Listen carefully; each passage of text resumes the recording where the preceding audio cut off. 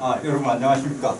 저 그냥 마이크 쓰지 않고 자유롭게 강의하겠습니다. 제가 목소리가 커서 집에서 전화 받으면 저희 아파트 사람들이 모두 알아요. 제가 무슨 얘기하는데. 그래서 우리 사부, 사랑하는 부인이 사부입니다. 사부가 매번 지적사항이 이제 목소리를 낮춰라. 어제 집회 장소 가서도 버스 탈 때도 혼자 전화하면 모든 버스 안에 있는 사람들이 다 알아차리는 놀라운 일이 펼쳐집니다. 제가 오늘 이거 성남에 이제 무엇을 갖고 강의를 할 건가 이렇게 고민을 좀 했었는데, 제가 이번에 이 성남 50년사 그거를 이제 맡았는데, 처음 집회를 할 때 이제 여기서 그렇게 얘기했어요. 제가 독립운동사 전공했으니까 그 부분을 이렇게 써달라고 이렇게 얘기했는데, 제가 처음부터 의정에서부터 성남의 시작부터 6.25 전쟁까지 쓰면 안 되겠냐고 이렇게 얘기하니까 자기들은 좋대요, 그렇게 쓰면.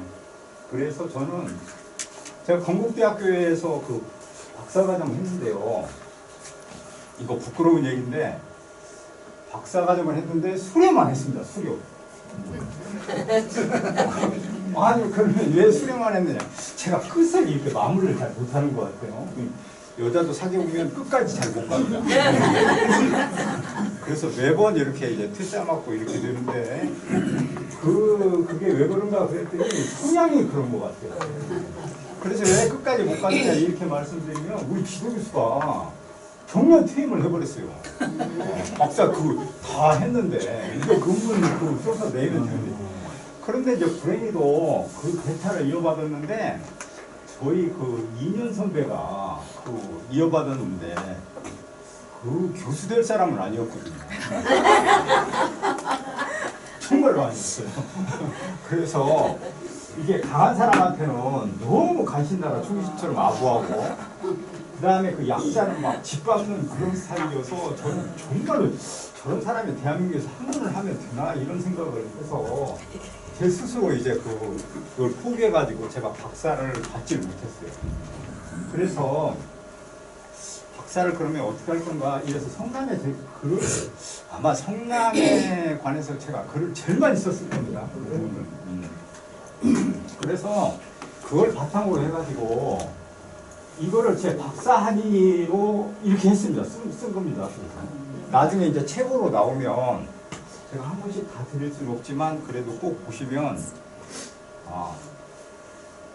오늘 또 설명을 할 건데, 이게 이제 무슨 의미를 지니는지 그것부터 설명을 해서 그 같은 방식으로 풀어나갈 건데,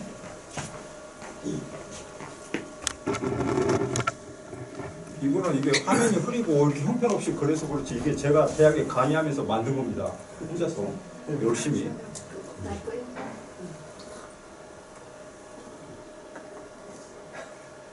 한참 기다리셔야 돼요.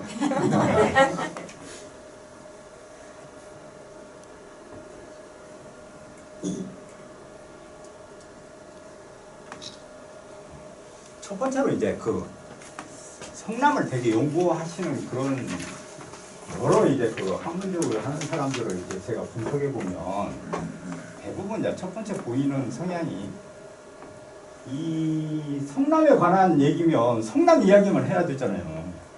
그런데 이제 연구가 미진하고 시간들이 없겠죠. 그리고 여기 돈도 조금 줍니다.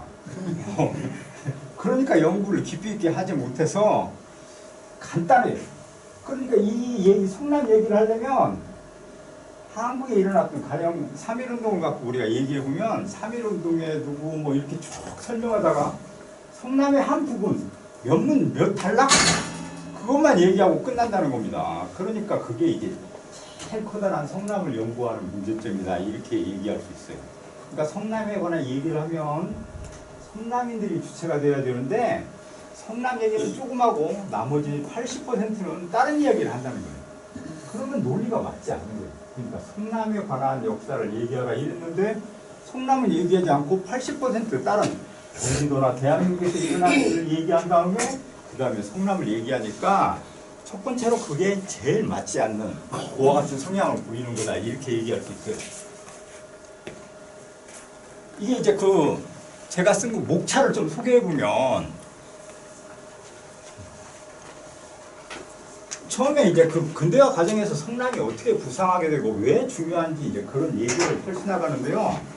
여기서 간단하게 얘기해 보면 성남에 이제 그 판교에 가면 정보화 과정 중에 이제 테크노 이런 것들이 발달해가지고 그게 됐잖아요. 근데 실제로 성남은 지역적인 특징으로 정부의 그와 같이 처음 조선시대 때부터 정부에 밝았던 정부가 여기가 밀집돼 있던 그런 지역이에요. 왜 그런 거 아니?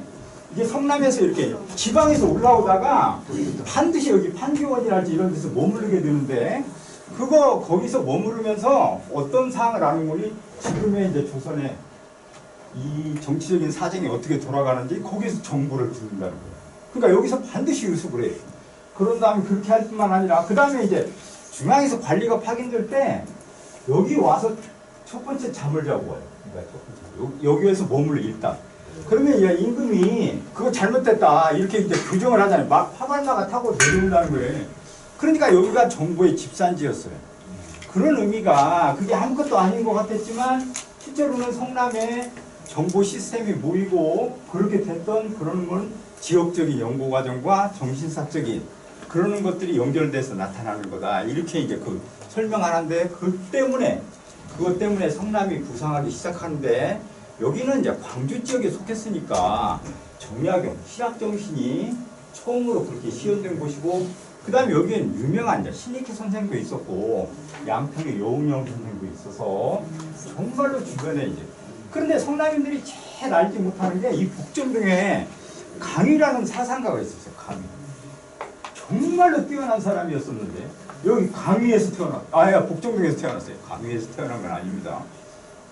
이름이 강희고 북점동에서 태어났는데 조선시대 때 최고의 사상가였으며 그 개화 사상에 밝아가지고 전체 사상을 이끌었던 대표적인 학자예요. 근데 그 사람은 이제 기억하지를 잘 못하죠. 그런데 이제 그렇게 주변에도 그런 인물이 많았지만 성남 자체만으로도 뛰어난 그런 독립운동가가 있었다 이렇게 말씀드릴 수 있어요. 그래서 이제 대개 성남 우병 운동 이렇게 얘기하면 대부분 이제 그 운동이라고 하는 거는 우리가 이제 그 얘기를 해보면 숨쉬기 운동 이렇게 되어 있습니다. 그렇죠?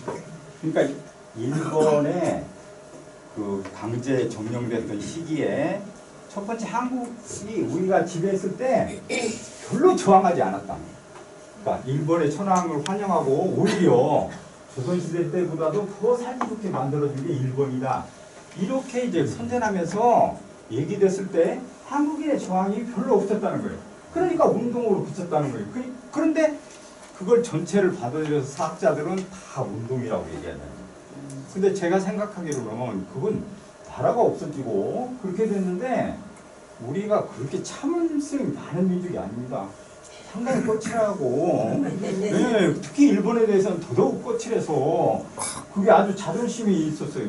그래서 제가 여기서 제 자랑을 좀 해보면 요즘에 할 일이 없어서 제가 유튜브도 합니다. 그래가지고 이제 그 한양 도성길을 제주에서 설명하며 이렇게 이제 쭉 얘기하고 있는데요. 거기 중에 우리가 광희문이라는 데가 있어요. 광희문. 그게 흥인지문, 그러니까 동대문의 바로 옆에 있는 게 광희문인데 그 광희문이 어떤 건가 아니 우리가 왕십리에 있던 신당 있잖아요. 신당. 왜 신당인 거니? 무당들이 많이 있어 거기. 그래서 신당이에요. 네. 수천리라고 해가지고 거기 공동묘지가 있어요. 그게 바로 금무동이 지금 그 비싼 금무동이 바로 공동묘지가 많았던 지역인데 그 문이 어떤 문인 거 아니? 한양 도성 사람들이 죽으면 그쪽으로 나가는 통곡의 문이에요. 네. 시금문이라고 그래요. 그러니까 시신이 나가는 문이다. 이래서 시금문이라고 부르는데 그 문이 시금문인데 거기를 통과한 사람은 인종이에요. 이게 청나라에 쳐들어갔을 때 황급히 남한산 쪽으로 도망가느라고 가마를 타고 그 문, 그 시신이 나가는 문을 그렇게 해가지고 도망가는 웃지 못할 일이 벌어졌어요. 그런데 우리 조선의 그 정부가 얼마나 자존심이 센지 일본 사신은 꼭 그 광희문, 시금을 통해서 그걸 들어가게 했어요. 아 정말로 나 그거 보고서 깜짝 놀랐어요. 정말로 성렬보다 훨씬 뛰어난 사람이에요. 사람들이. 그래서 우리 민족의 자존심이었다는 거야. 그러니까 일본은 그런 시금을 통해서 들어오게 만드는. 정말로 숭례문이나 이런 흥인지문은 절대로 통과를 안 시키는 그런 자존심이 강한 민족이었다. 그게 이제 그런 부분을 얘기해 보면 우리는 그것 때문에 실제로는 의병 운동 첫 단계는 운동으로 설명하지만 그 다음에는 전쟁으로 같이 봐야 된다. 그러니까 전쟁은 어떤 공고하니 한 개 섹터 지역에서 일개 사단 규모의 병력이 대치해 갖고 싸우는 형태를 우리가 전쟁이라고 하는데 1907년에 조선 군대가 해산되면서 그때는 총이 대등해지고 이렇게 되니까 일본군과 대등하게 싸워가지고 전쟁 상태가 됐다. 이렇게 얘기할 수 있고 우리는 의병을 단순히 운동으로 보지 않고 전쟁으로 인식하는 것이 합리적이고 마땅한 거다. 이렇게 이제 설명해 낼 수 있습니다. 그 다음에 이제 성남의 대표적인 의병장 이렇게 하면 남상목입니다. 뒤에 부분에서 설명해 드리겠는데 그 남상목이고 대왕 지역에서 활발하게 했던 건 이제 윤치장 의병장. 그래서 이런 의병들이 상당 부분 그 성남에서 특히 여기 남한산성을 중심으로 그와 같이 펼쳐질 수밖에 없었던 구조를 갖고 있었다. 이렇게 얘기할 수 있어요. 두 번째로 이제 제가 두 번째 장에서 설명드리는 건 이 일본한테 우리가 그러면 왜 그렇게 지배를 받았을까 이렇게 본다면 자체적인 모순이 있어요. 자체적인 모순은 어떤 공부하니 우리가 그 과거 시험을 보는데 과장의 폐단이라고 해가지고 우리가 컨닝의 역사를 얘기해 보면 5,000년을 자랑합니다. 컨닝이 활발하게 펼쳐졌는데 과장에서 정말 내가 그걸 읽고 웃었는데요. 그 과장에 밑에 땅을 파가지고 대나무를 그걸 뚫어가지고 거기다 새끼줄이 이렇게 왔다 갔다 해 밖에까지 이렇게 연결을 해. 그래서 이제 시험 문제를 받으면 거기다 묶어가지고 이걸 흔들으면 밖에서 땡겨. 그러니까 거기서 다 작성을 해. 거기서 작성한 다음에 다시 땡기면 이제 안으로 휙 들어. 그러면 이제 그거 탁 제출하는 놀라운 일이 펼쳐져요. 아, 우리나라 참 대단한 나라입니다. 근데 이제 그런 것만 있는 건 아니에요. 그러니까 그런 게 있는 게 아니고 여러분 이제 전설 따라 삼천리 보시면 그게 거기에 제목이 이렇게 나옵니다. 자기가 가는데 뭐 어떻게 선행을 베풀었더니 그날 저녁에 잠을 자는데 갑자기 산신령이 나타나더니 내일 과장의 시험 문제는 이렇게 나올 거다 이렇게 알려줬다는 거예요. 그랬더니 그날 갔더니 놀랍게 그 문제가 나와가지고 자기가 일필휘지를 그거같이 써서 그렇게 해서 급제했다는 거예요. 그거 뭘 의미할까요? 그거 시험 문제가 이미 노출돼가지고 영의정, 좌우정 이런 사람들은 이미 다 문제를 알고 있었다는 거야. 그것만 있는 건 아니 또 돈 많은 이 양반들 어떻게 하는 거 아니? 7명을 사 7명 선비 7명을 사서 옆에 쭉 앉혀 7명이 딱 후회하고 왔는 거예요. 문제를 받은 다음에 그걸 다 작성해. 한 명이 있다가 그걸 통합해가지고 그렇게 제출해. 그러니까 당연히 급제하지. 그렇게만 했으면 다행인데 그것도 아니에요. 이제 이번에는 끈을 묶어서 원래 이름을 못 보겠는데 다 봐 이름을. 그 다음에 그 시험지를 잘 쓴 거가 못 쓴 걸 바꿔치기해. 그러니까 이게 이제 어떤 문제가 생기는 거 아니? 정말로 공부했던 사람들이 과거 시험을 봐야 전혀 합격을 못해. 그러니까 시험을 과장 폐단의 제일 첫 번째 문제는 시험을 거부해. 과거 시험. 아예 안 봐. 그냥 반함을 하면 떨어지니까. 아무리 잘 써도 떨어지니까. 그러니까 무슨 일이 생기는 거니? 적재적소에 뛰어난 인재가 그 자리에 가지 못하는 일이 파생되고 있으나마나한 관리들이 다 그런 실권을 잡고서 아무런 자기만 잘 먹고 잘 살면 되는 그런 마음가짐이 있었기 때문에 조선이 일본한테 질 수밖에 없는 그게 가장 커다란 문제점입니다. 그러니까 제일 중요한 건 인재를 선발해서 적재적소에 배치해가지고 그 물 흐르듯이 가만히 놔둬도 저절로 흘러가게 만드는 그게 가장 중요한데 그것이 이루어지지 못했어요. 관직도 돈 주고 사고 과거에 폐단이 일어나서 아무리 시험 봐도 공부한 걸 갖다가 발휘하지 못하는 그런 일이 일어나니까 조선시대는 망할 수밖에 없는 그런 구조가 됐고, 일본은 반대로 젊은 인재들을 다 미국으로 보내, 영국, 독일, 프랑스, 미국 다 보내서 걔네들이 돌아오면 그런 걸 다 받아들여가지고 그걸 바탕으로 해가지고 정치를 베풀고 개혁을 일으켜가지고 일본이 근대화로 나가서 청나라도 이기고 러시아도 이겨가지고 일본 제국주의다 이렇게 얘기할 정도로 성장하는 그런 국가가 됐어요. 그러니까 그게 이제 그 일본인데, 우리는 그러니까 일본에 와서 이제 지배를 받았는데, 그러면 우리는 어떻게 했을까 하는 거예요. 우리는 어떻게 했을까 이랬을 때 제 생각에는 일본이 와서 그와 같은 침탈을 하고 한민족을 말살하려고 다 없애려고 했는데, 그 과정 중에 한국 민족이 가장 잠재적으로 해낼 수 있었던 게 문화 능력을 갖다 잃지 않고 다 같이 후양하는 그런 능력을 배양했다는 거예요. 그러니까 우리가 지금 몰라서 그러는데 일제시대 때 그 소설이 제일 재밌습니다. 진짜. 왜 재밌느냐? 가장 뛰어난. 그러니까 법관이 되고 그 다음에 관료가 최고 관료가 돼야 되는데 일본인들이 안 시켜줘. 그러니까 모두 다 소설을 쓴 거야. 먹고 살기 위해서. 그 소설이 그렇게 참신하고 지금 읽어도 지금의 소설가보다도 훨씬 더 뛰어난 작품들을 남겼던 것이 바로 이제 그런 것 때문에 그렇다. 이렇게 얘기합니다. 그러니까 처음 한국의 인재들이 소설이나 다 이런 거 신문기자 이렇게 해야만 먹고 사니까 그걸로 다 그렇게 돼가지고 문화 능력을, 그러니까 잠재된 한국인의 문화 능력을 그대로 갖고서 그때 더 고양시키고 더 키워놨기 때문에 현대의 이제 그 K문화, K뷰티, 지금의 한국이 최고의 선진국이 됐습니다. 다 여러분들의 역할, 여러분들이 우리를 그렇게 우리나라를 만들었어요. 그래서 이제는 노인이랄지 이런 정책에도 관심이 갖고 그렇게 해서 모두 다 편안한 삶을 누릴 수 있게끔 그렇게 만들어야 된다는 거예요. 그러니까 자기 노년을 그렇게 걱정하지 않는 그런 시스템으로 가야만 되는 게 정상적인 나라예요. 외국관이 우리 세대, 그러니까 우리 세대에서 그러는 것들을 이뤄놨기 때문에 지금의 그와 같은 선진화가 그렇게 일어났는데, 그건 한국의 문화적인 배양 능력, 이것 때문에 그렇다. 다들 너무 열심히 들으시는군요. 물맛을 시간도 없습니다. 옷도 벗겠습니다. 다 벗지는 않겠습니다.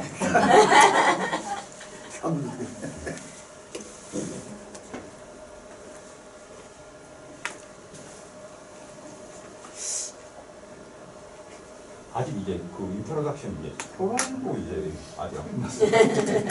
그래서 오늘은 제가 5장까지 있는데 이것 중에 이제 강의는 2장까지만 여기까지만 이제 할 생각입니다. 네.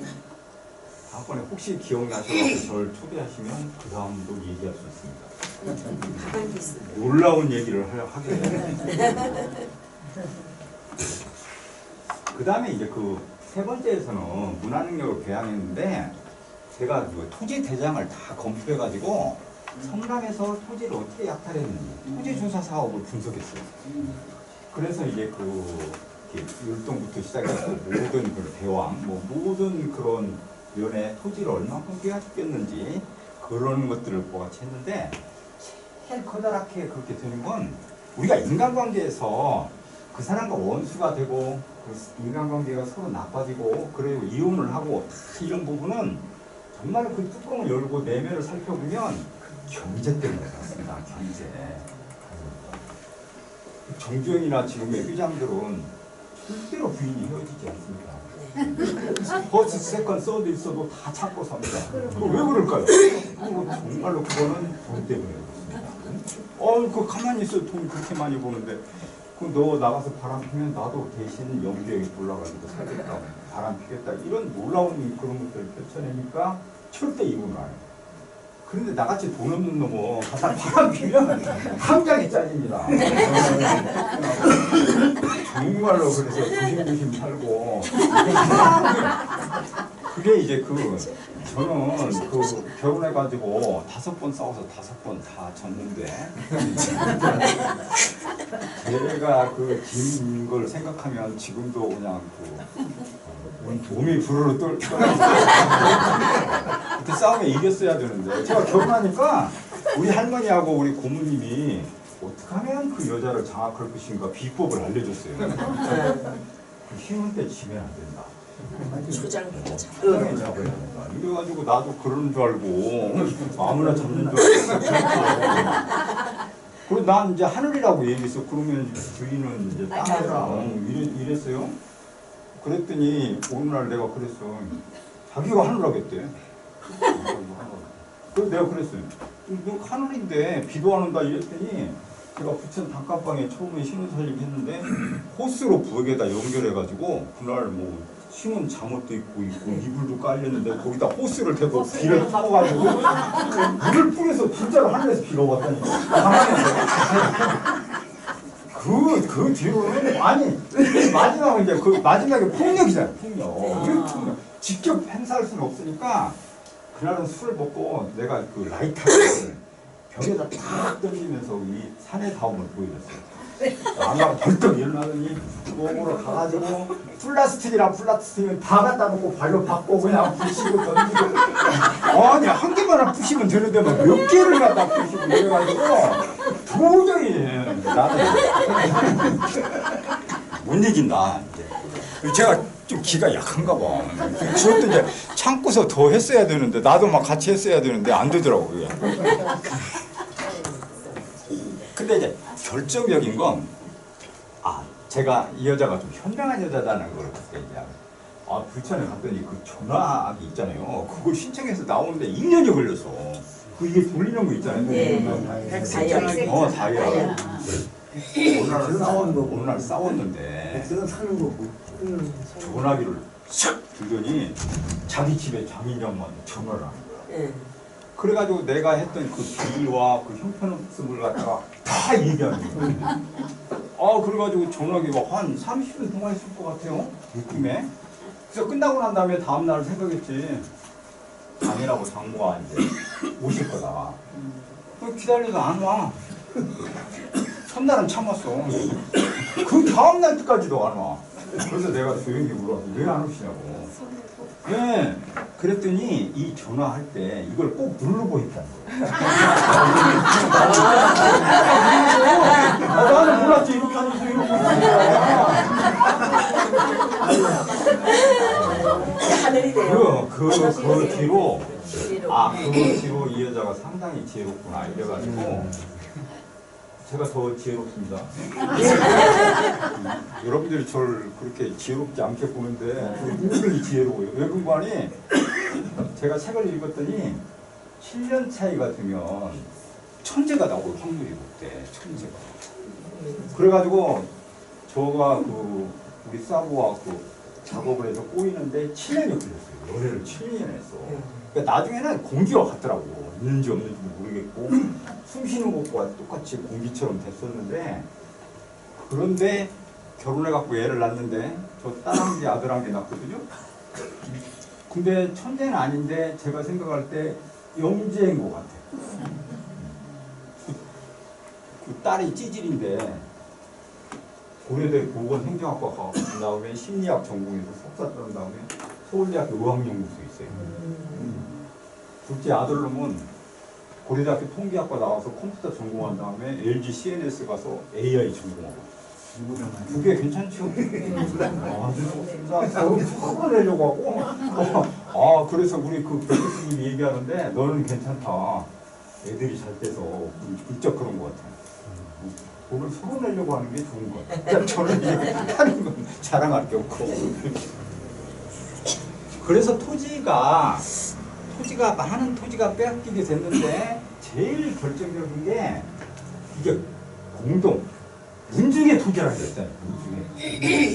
이 문중의 토지를 일본 놈들이 그게 이제 국가의 그런 토지가 이래가지고 뺏어갔을 뿐만 아니라 개인의 토지도 소작을 하고 대개 여기는 왕실의 그런 토지가 많았었는데 그 토지는 경작권이 돼 있고 왕실의 소유지만 그 자기 토지처럼 그렇게 돼 있는 거잖아요. 그런데 일본 놈들이 오자마자 그게 이제 그 국가의 토지라고 그래가지고 다 뺏어가게. 그러니까 갑자기 토지를 갖고 소작할 때가 있었는데 소작을 하지 못하게 되는 거야. 그러니까 소작농들이 그러니까 지주는 한 명인데 소작농이 많아지면 지주의 권한이 강화되는 거야. 그러니까 강화됐다는 건 뭔가 아닌 소작용을 높이 받아, 올려받아. 그러니까 10을 갖다가 경작에서 생산하면 6개를 가져가게 돼, 60%를. 그렇게 되니까 그것뿐만 아니야. 서로 경쟁을 시키는 거야. 그러니까 소작 누구를 줄 건가 이거에 따라 마음에 드는 사람을 줬다가 더 이제 7알을 자기가 주겠다면 이 사람한테 주고. 이렇게 되니까 지주의 권한은 강화되고 한국의 조선인의 소작농들은 점점 살기가 험악해 돼. 그러니까 다르게 얘기해보면 시골에서 올라와갖고 도시에서 탁 떨어진 다음에 너 혼자 살아봐라 이러고하고 똑같은 현상이 그 당시에 일어나게 돼. 그러니까 성남에서 많은 토지를 일본인이 뺏어간 그 후에 불만이 쌓여가지고 3.1 만세 시위혁명이 일어나는 결정적인 이유입니다. 경제적인 타격과 살 길이 없으니까 일본 놈들 물러가라 이렇게 만세 시위를. 그래서 만세 시위운동이 나왔으니까 잠깐만 더 얘기해보면 그걸 만세만 하고 그렇게 그쳐서 평화롭게 그렇게 진행되다 얘기하는데 말도 안 되는 얘기입니다.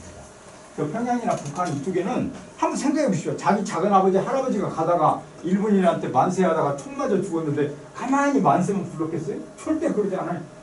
낫을 들고 그걸 죽이려고 덤볐을 뿐만 아니라 경찰서에 후회해가지고 돌을 던지고 폭력화돼가지고 심각한 사태를 일으켰어요. 그렇게 해석해야지 세상에 그 만세만 부르고 끝났다. 이것도 일본 놈들이 조작한 신민사관이다. 이렇게 얘기했어요. 일본이 조작하고. 우리가 그렇게 만세할 때 그냥 만세운동만 펼치고 조정이 끝났다. 이렇게 얘기한다는 거예요. 말이 안 되는 거예요. 시혁명이고 나중에도 그거 조금 더 얘기하겠지만 그걸 통해 갖고 정부를 세우고 그걸 통해서 임시정부가 생겨나서 다시 한국에 그러한 민족운동이 펼쳐졌으니까 그 부분은 혁명으로 인식해야 된다. 이렇게도 말씀드릴 수 있다는 겁니다. 한백분과 이제 이 시종 이게 실천적인 독립운동 이것도 이제 말씀드릴 건데 이게 이제 그 한백분은 여기 한동욱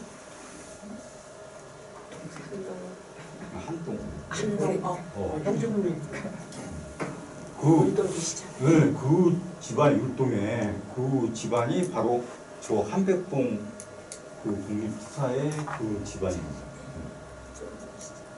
얼굴들이 다 비슷하시고 어디에 떨어져 있어도 금방 보면 알 수 있게끔 그렇게 구성됐는데 율동에 정말로 전통적인 그 독립운동을 했고 제가 그 한백봉 선생을 분석한 다음에 독립운동을 같이 하기 위해서 3.1 만세를 어떻게 준비하고 치밀하게 그렇게 계획을 세워서 했는지 그걸 소상히 밝혔는데 그 부분을 보면 우리는 정말로 위대한 그런 그 다음에 성남의 시민으로서 당연히 기억해야 될 사람은 한순애입니다. 한순애. 정말로 이 한순애가 멸외 운동이라고 했어요. 멸외. 그러니까 외놈들을 멸망시켜야 된다. 그래서 멸외 운동을 전개했는데 일본 놈들이 그 감시 카드라고 해갖고 만들었는데 그 카드를 보면 한순애만은 뭐라고 써놨는 거니? 치열한 민족주의자다. 그렇게 써놨어요. 일본 놈이 그렇게 써놨어요. 얼마나 정확한 치열한 민족주의라고 써놨겠어요. 그러니까 성남 사람들은 최고의 독립운동가 그러면 한순애고 한순애는 천도교 이걸 만들어가지고 그렇게 했는데 기도할 때도 그 일본 놈들 죽게 하소서 이렇게 막 그렇게 주문을 만들어서 그렇게 만드는 놀라운 정신력을 보였던 대표적인 사람이에요. 성남에 사는 분들은 한순애를 절대로 잊어버려서는 안 되고 대표적인 독립운동가예요. 이 김구 선생보다 더 뛰어나고 성남인과 어울려서 그 같이 독립운동을 전개했던 날 때부터 죽을 때까지 독립운동을 전개했던 대표적인 사람입니다. 그래서 그 정신은 정말로 그 굽힐 수 없어서 일본인들도 보면 치열한 민족주의예요. 그러니까 얼마나 지독하게 그렇게 했으면 그 평가에 갖고 거기다 써놨겠어요. 그러니까 그게 이제 막 한순입니다. 그래서 이제 소결론까지 이제 제가 말씀드리면 오늘은 전체를 이제 얘기하게 될 겁니다. 이제 여러분들에서 그 문제 제기를 이제 좀 해가지고 말씀을 드릴 건데,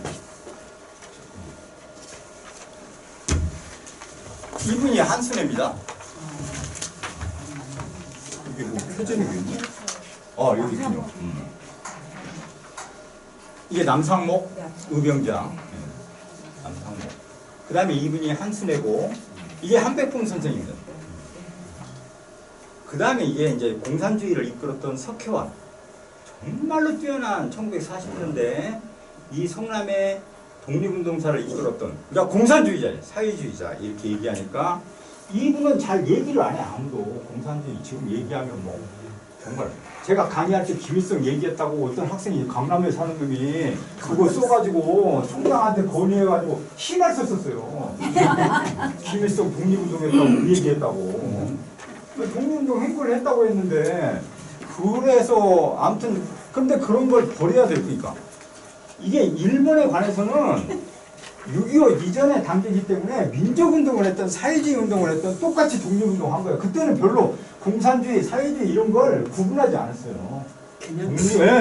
독립운동하는 수단이었지. 그걸로 서로 갈라가지고 그걸 갖다 비난하고 빨갱이다 이렇게 절대 얘기하지 않았다는 거예요. 그러니까 민족주의자도 다 사회주의 운동했어요.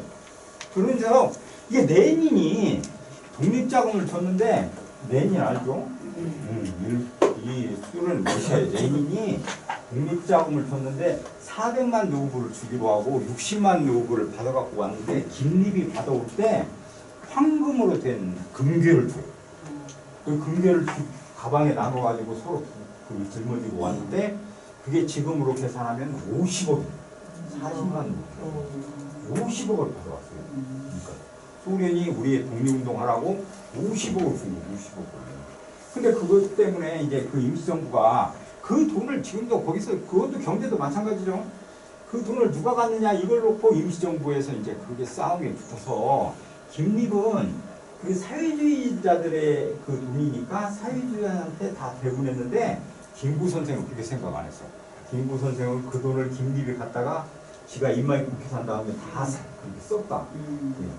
그게 뭐 요 정도가 뭐 이랬다. 이래가지고 그 김립을 그렇게 의열단을 시켜가지고 암살하는 그런, 여운형 암살도 대부분 요즘은 다 이승만이 했다고 생각하는데, 실제로는 그 김구가 했다고 하는 학설도 있어요.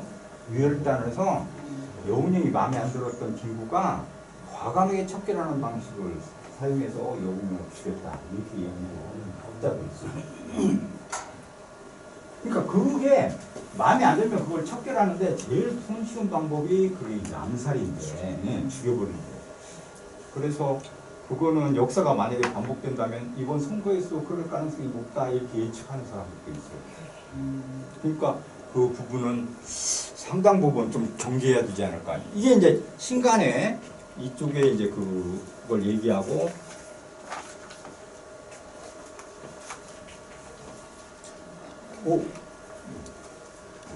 제가 이게 익숙치 않아서 판교 같은데, 판교 사진. 예, 판교 이제 테크놀로지가 여기서 이제 성립돼서 이렇게 발전됐던 건, 제가 이제 쭉 얘기할 때 저런 그와 같은 정신과 맥락이 흘러서 와가지고 성남이 비약적으로 발전하고 정보 단지가 들어서고 이렇게 됐다고 얘기할 수 있다는 겁니다. 그러니까 그게 맥이, 이 한번 생각해 보십시오. 우리 필리핀이 우리보다 훨씬 잘 살아갖고 장충 체육관을 지어줬어요. 필리핀. 여러분 지금 상상해 보시면 장충 체육관을 필리핀이 돈을 들여가지고 우리나라에 기부해서 그렇게 지어줬어요. 그러니까 그 얘기는 거꾸로 얘기해보면 우리가 훨씬 필리핀보다도 못 살고 정말 형편없는 나라였다는 거예요. 근데 지금 돌아오면 우리가 훨씬 더 비약적으로 발전하고 그렇게 되는 이유는 바로 저런 정신이요. 그러니까 저는 저게 이제 교육에 있다고 생각해요. 그러니까 그 교육의 핵심은 정성입니다. 정성. 그러니까 어머니가 물을 떠놓고 그렇게 물 한 그릇을 놓고 상을 놓고 그렇게 정성, 치성을 해서 자식 잘 되라고 빌어주는데, 그걸 본 자식놈이 어떻게 어머니의 그런 정성을 저버리고 일진을 하겠습니까? 절대 일진 안 합니다. 그 어머니 정성을 보고서 공부해야 되겠다. 나쁜 짓을 해서는 안 되겠다. 이렇게 생각해서 간다는 겁니다. 그게 한국의 교육, 한국을 이끌어온 정신입니다. 그건 다른 나라의 DNA는 없어요. 그거 없다고 그래요. 그러니까 한국의 DNA 속에 유전이 돼갖고 민문화라고 우리가 얘기하는데 그런 게 발달해갖고 쭉 개출돼. 그래서 우리 그 부모 세대는 자식을 최대한 다해가지고 성의를 다해서 투자를 하고 그건 다시 배를 이어서 또 하게 되는 거고 그 과정이 이렇게 쭉 누적돼가지고 우리가 대단한 비약적으로 발전하는 그런 국가체가 됐습니다.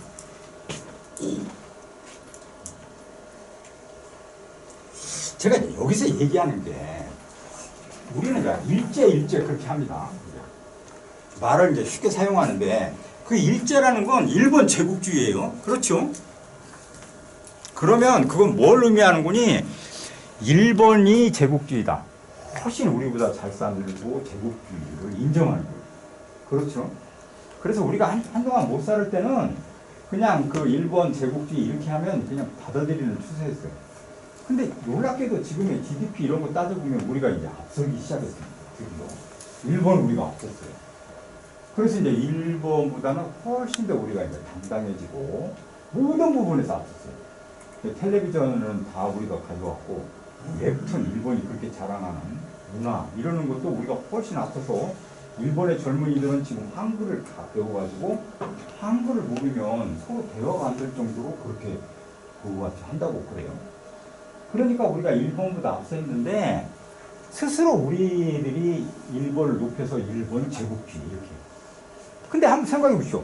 우리나라 사람들이 우리보다 강한 사람들한테는 다 놈을 붙여요. 미국 놈. 미국 놈. 일본 놈. 떼놈. 중국 놈. 중국. 영국 놈 이렇게 불러요. 근데 베트남 놈 이렇게 부르지 않아요. 태국 놈도 잘 안 불러요. 우리보다 약한 사람들한테는 놈자를 절대 쓰지 않아요. 놀랍지 않으세요? 저는 그렇게 알았어요. 그러니까 그런 의미에서 보면 우리가 스스로 일본을 높여서 일본 제국주의 이렇게 부를 필요는 없다. 제 생각에는 그걸 뭐라고 불러야 되는 거니? 일본이라고 그냥 불러요. 대등하게. 미국, 영국 요즘 다 이렇게 대등하게 그냥 부르잖아요. 그러니까 일본만 높여서 일본 제국주의 이렇게 불러서는 안 된다는 거예요. 그러니까 그냥 일본 강점기 이렇게 불러야 된다. 호칭에서부터 우리가 주체적으로 그렇게 우리 스스로 깨어나가지고 그렇게 해야지. 일본에 의식해가지고 그렇게 하는 건 절대로 있을 수 없다. 이게 제가 거기 가서 촬영하니까 제가 사라졌군요. 여기서 좀 해야 되겠습니다.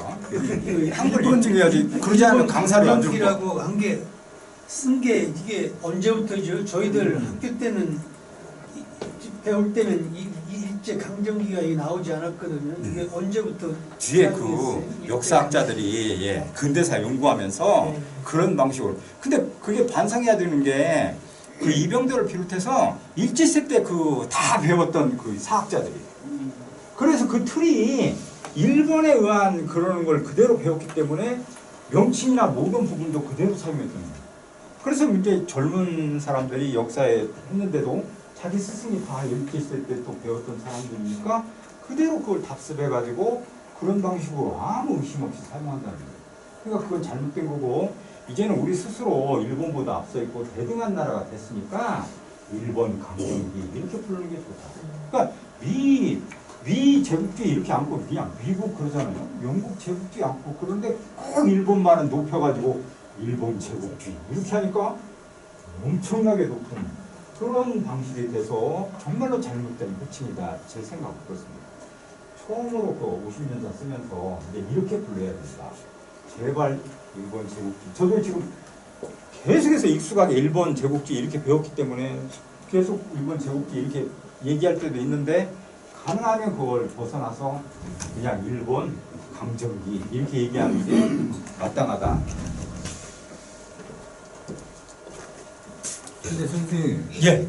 그 일제를 일본 제국주의의 약자처럼 말씀하시는데 저는 어려서부터 부모님한테 제가 한백범 선생의 손자입니다. 예. 근데 5째 손자예요, 그것도. 근데 일본 정치 일정 때라고 일정 들었고 때. 일제 때라고 안 들었고 그 다음에 일제라는 말은 일본의 압제의 준말이다.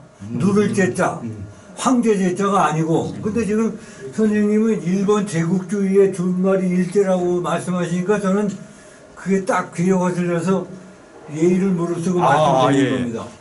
그렇게 했는데 논문에서는 일제 할 때 학술상으로는 일본 제국주의, 일본 압정이 아니고 일본 제국주의 이렇게 이제 얘기하고 그런 부분이 오히려 더 보편화됐을 가능성이 높습니다. 그래서 저도 할머니한테 일정시대 때는 이렇게 이제 그렇게 들었거든요. 계속해서. 근데 일정시대라고 얘기하는 사람은 그러니까 일본의 정치 시대 때 그걸 의미할 거고 바로 한 스님이 말씀드렸던 이 부분이 일본의 압정, 그 억누르는 그런 식이었다. 그렇게 하는데 논문에서는 불행히도 그렇게 사용하지 않았어요. 일본 논문에서는 그러니까 역사를 쓰는 논문에서는 일본 제국주의의 그 약자로 일제다 이렇게 정의하고 그런 사상을 전개하고 이래왔습니다. 우리 그 역사학 쪽에서. 학교에서는 그렇게 하는지 몰라도요. 예. 일반인들 입장에서 일정이란 말을 많이 했었어요. 아니 근데 속설은 우리 저기 일때는 외정 때 이런 말을 저기 민당에서 많이 썼습니다. 외정이 일제 외정 때. 그러니까 이게 보편적인 사고에서는 외정 때 우리 저기 예. 국민학교 중학교 때까지만 해도 외정 때 이런 소리를 많이 했어요. 그러니까 그게 보편적인 현상에서는 그러니까 또 하대하는 식으로 네, 하대로 외정 때 그렇게 이제 많이 썼는데 그 말을 불행히도 역사학 쪽에서는 외정이라고 쓰지 않았어요. 그게 왜 그랬나 모른다면 서울대학교 그 교수로부터 비롯해가지고 모든 교수들이 그 일본 시대 때 그렇게 교육을 받으며 그 일본 제국주의 이렇게 써서 우리는 정말로 일본 제국주의를 그와 같은 방식으로만 해석했지 악재하는 그런 장치다 이렇게는 이제 안 했죠.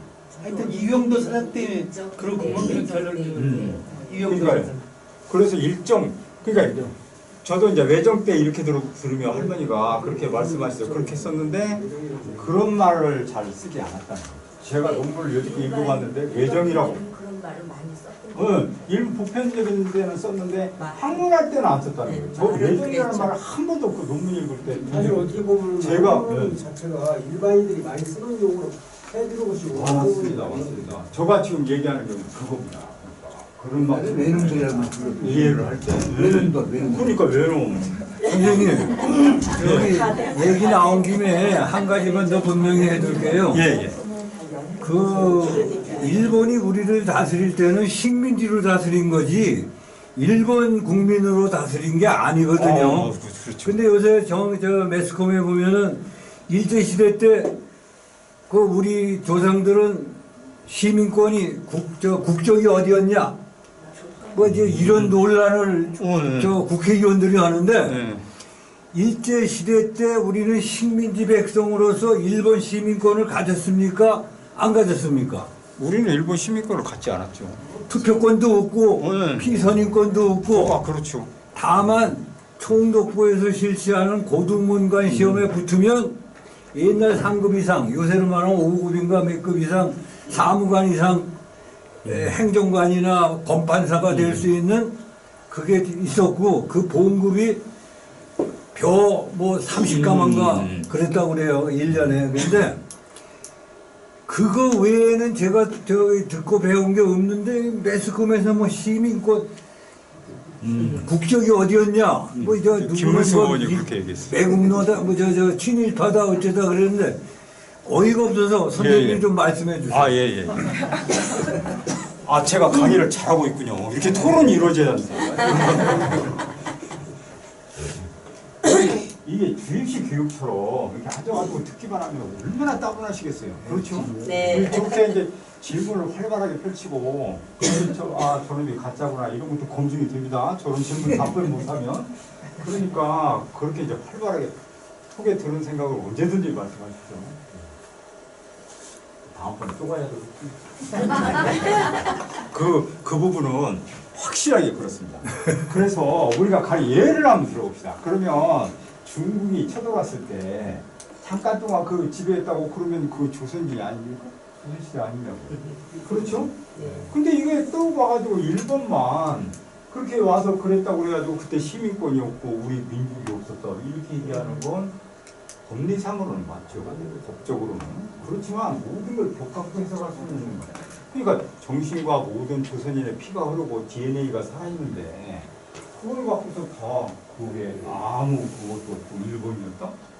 그럼 우리 조상은 낙가몰라였다 이렇게 얘기하면 그건 말이 안 돼. 제가 정말로 그 학생들이 요즘에 기발합니다. 제가 그 일본 강점기 같으면 어떻게 할 것인지 물어봤어요. 한 명씩. 그랬더니 한 명은 싸우겠다 뭐 이렇게 쭉 얘기했는데 마지막에 있는 학생이 이렇게 얘기했어요. 저는 일본 형사 나카무라와 협력하겠다 이렇게 얘기해가지고 놀라운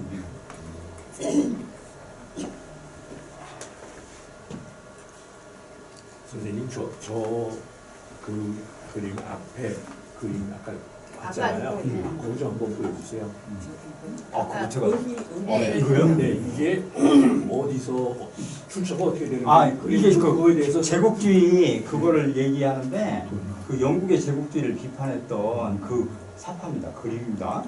그러니까 이제 이 최소한의 영국의 제국주의를 비판했던 사파다. 네, 제국주의를 비판하는. 그러면 그 위에 쓰신 거는 선생님 쓰신 거예요? 예, 제가 이제 여기다 보완해서 아. 제국주의 문제를 저런 방식으로 이제 해석해서 예. 했는데 이게 이제 그 말씀드려 보면 이게 이제 그 최소한의 이건 노예고 이 최소한의 우유랄지 이걸 주고 모든 걸 빼내 가지고 이렇게 해서 가져가는 이게 제국주의의 본질이다. 이제 이렇게 이제 그 얘기하는 그겁니다. 그 모든 걸 빼내는 그림이 그렇게 돼 있습니까? 나오는 부분이 좀 이상해가지고 빼고. 그림입니다. 예. 저걸 돌려가지고 일을 시켜서 생산을 하면 다 가져가가지고 피골만 상접한 상태가 된다. 이거.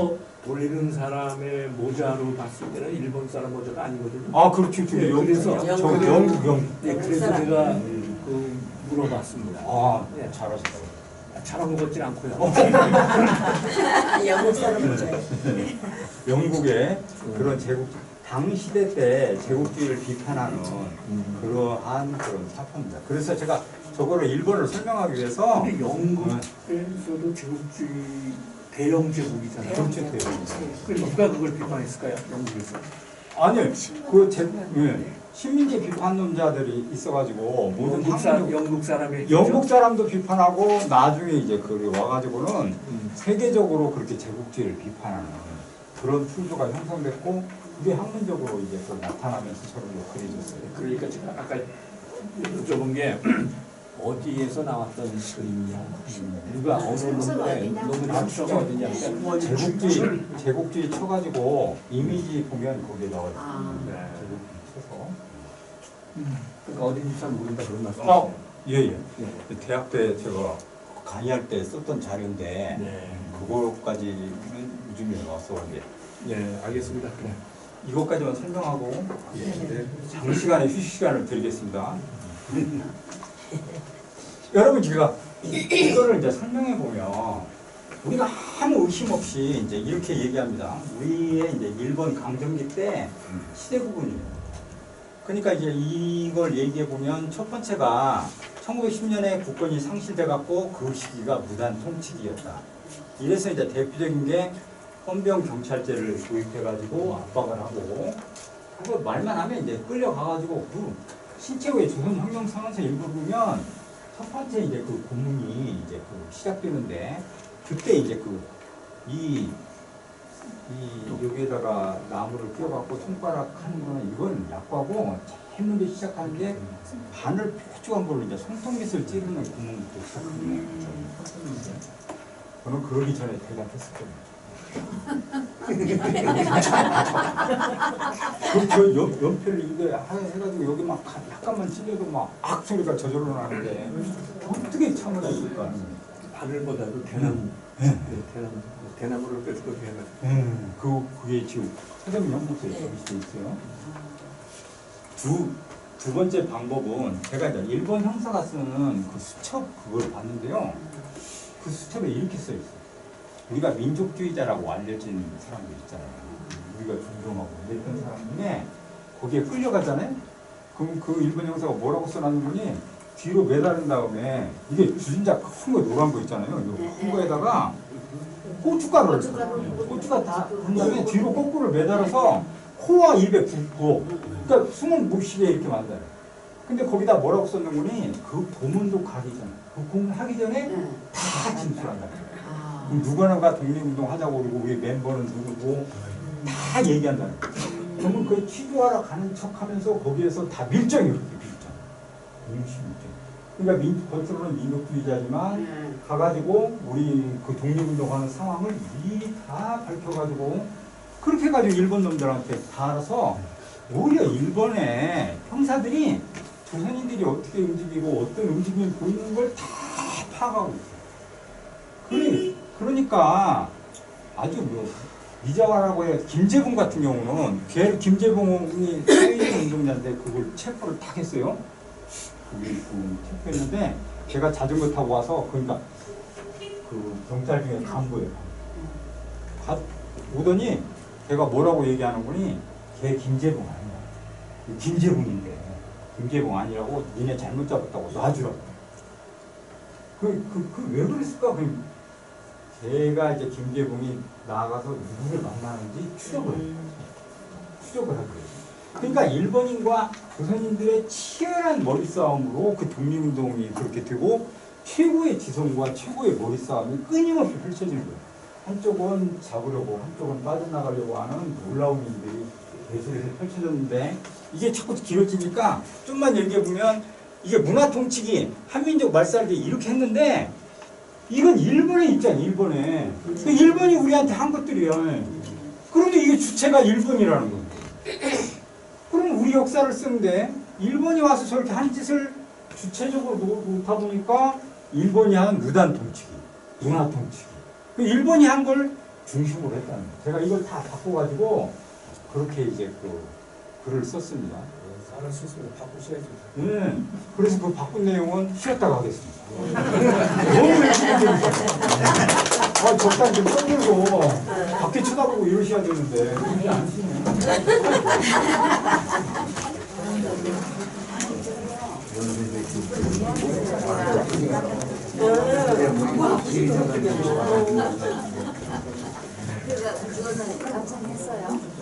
어디? 아니야. 졸지 않는 강도인 거야. 김립이라는 분은 김립이라는 분은 사회주의자로서도 예. 이 부분으로 올라갔어요. 그때 그래가지고 김구가 예. 시켜서 암살당합니다. 죽여버려요. 여기서 아니 중국에서. 중국에서 이제 그 임시정부에 그렇게 이제 그 황금 금괴를 갖고 왔었는데 그 김립이 사회주의자한테 다 전해줬다는 거예요. 그러니까 김구가 그걸 못 참고 지가 먹은 건 없네. 그거 없죠. 그러니까 없는데 김구는 그에 지가 입맛이 붓게 됐다 이래가지고 그렇게 했다고 누명을 씌우고 의열단에 의해서 쫓아내갖고 죽여버렸어요. 이쪽 저기 우파도 반반씩 줘야 되는데 그렇죠. 그러니까 혼자만 다 그것 때문에 이제 임시정부가 또 갈등이 일어나서 다 돈이구만. 예, 돈 때문에 또 개정파와 창조파가 또 나눠집니다. 김립이 여기 어디 사람이에요? 그거 제가 그거를 아마 제가 알기로는 처음 들어봤네 예. 김립. 아버지가 그 블라디보스토크에 건너가서 거기에서 한 2세 러시아 한국인인데 러시아로 건너가가지고 거기서 생활했던 사람입니다. 사회주의. 그리고 모르는 분들이 그걸 말을 박진순이랄지 그런 대표적인 사람들은 제로동포네. 제로동포인데 아마 저 명단을 보니까 박한 교수가 와서 강의한 것 같은데 강의 들으셨어요? 들으셨어요? 예. 수원대 교수. 수원대 교수 유명한 그분이 제 지도 교수의 아들입니다. 만나도 아무튼 안 해. 나쁜 놈. 그쪽은 부르자고 저는 프로레타리아. 북한 교사분들도 박영수 국사편찬 위원장. 그게 제 지도 교수입니다. 정년퇴임 하는 바람에 박사학위 공략돼요. 외정시대 때도 일본 이북 사람들이 많이 활동을 했어요. 네, 안녕하세요. 저희가 저기 아니 제가 아니 앉아가는 접수를 안 했나요? 저는 제가 가기보다고 우리나라 회원들 사람들이 가라고 조명을 줬는데 하면 공지를 제가 했었는데 홍보나 신청하라고. 저기에서 문제가 네. 있으니까 그걸 드러나지 않아서 그렇지. 주문을 할 수가 없는 거예요. 그리고 이렇게 저기 뭐요 여기 있다가 위로 네. 올라간 사람들을 저기 부각을 안 시키잖아요. 그때 저기 뭐요 군대 정도 예. 때부터 조금 저기 그래서 안 가면 이제 제가라도 가려고. 네네네. 김구의 버금간다고. 네, 그러면 제 명단을 넣어주세요. 제가 한 명 더 해서 갈게요. 활동에서 네네. 2월 5일 날. 의외로 거기 가서 네, 저는 명단 넣어주시고 제가 한 명 더 해가지고 갈게요. 죽였지. 네. 그 기밀들 주지. 그러니까 의외로 네. 이게 독선적이고 굉장히 그 네. 네네. 제 거 먼저 적으실래요? 그랬는데 김구는 그래, 상해로 적으시는 게 건너가서 예. 그 제일 약점이 고생하는 이런 피플층과 같이 어울리며 독립운동을 하고 명령을 거기서 내려야 되는데 상해 먼데 떨어져 가지고 자기들만을 위한 7, 독립운동이었다고 11, 이렇게도 생각해 볼 수 있어요 실제로. 2, 3, 9, 근데 7 제가 하나. 한순애가 왜 그렇게 높냐 네. 같이 생활했다. 그 같은 고생하는 사람들과 같이 어울리며 그 사람들을 규합시키고 거기서 독립운동을 했기 때문에 더 일본의 감시와 그런 게 심했잖아요. 그런 의미에서 보면 김구보다 훌륭하다는 거예요. 그러니까 밀착도 4338 밀착해서 독립운동을 4338. 준비해야지 거기서만 독립운동하는 건 아무런 어떤 게 9258. 외교도 다 끊겼고 네. 군대도 없지. 네. 다만 테러리스트처럼 우열단만 활동했는데 네. 그래서 이제 우리가 훌륭하다고 얘기하는데 실제로는 여기를 살아가며 같이 독립운동하고 투쟁하고 싸우고 끝까지 그 정신을 잃지 않은 그게 더 훌륭하다는 제 생각입니다. 그리고 저는 아까 일제라는 용어를 사용하는 걸 굉장히 부정적으로 생각해요. 저는 그 느낌이 우리가 그 일본의 지배를 당했다는 그거를 미화하는 게 아니고요. 저는 생각하기에 일제라 하면 그야말로 제국주의를 말하기 때문에 굉장히 나쁜 이미지로 사용했다고 생각해요. 그렇죠. 그렇긴 나쁜 한데 이미지로 나쁜 이미지인데 근데 본질을 보면 걔는 제국주의고 우리는 아니고 이렇게 되니까 그것이 문제라는 거야. 그래도 제국주의를 하면 우리가 지금 와서 좀 찬양을 안 하잖아요. 그렇죠. 예. 그렇긴 한데 아무튼 상대가 강하고 네. 상대가 제국주의고 우리보다 앞서 있었고 그런 걸 인정하는 게 있대요. 선생님 커피 안 드세요? 맞습니다. 열자도 먹을 수 있어요. 드릴게요.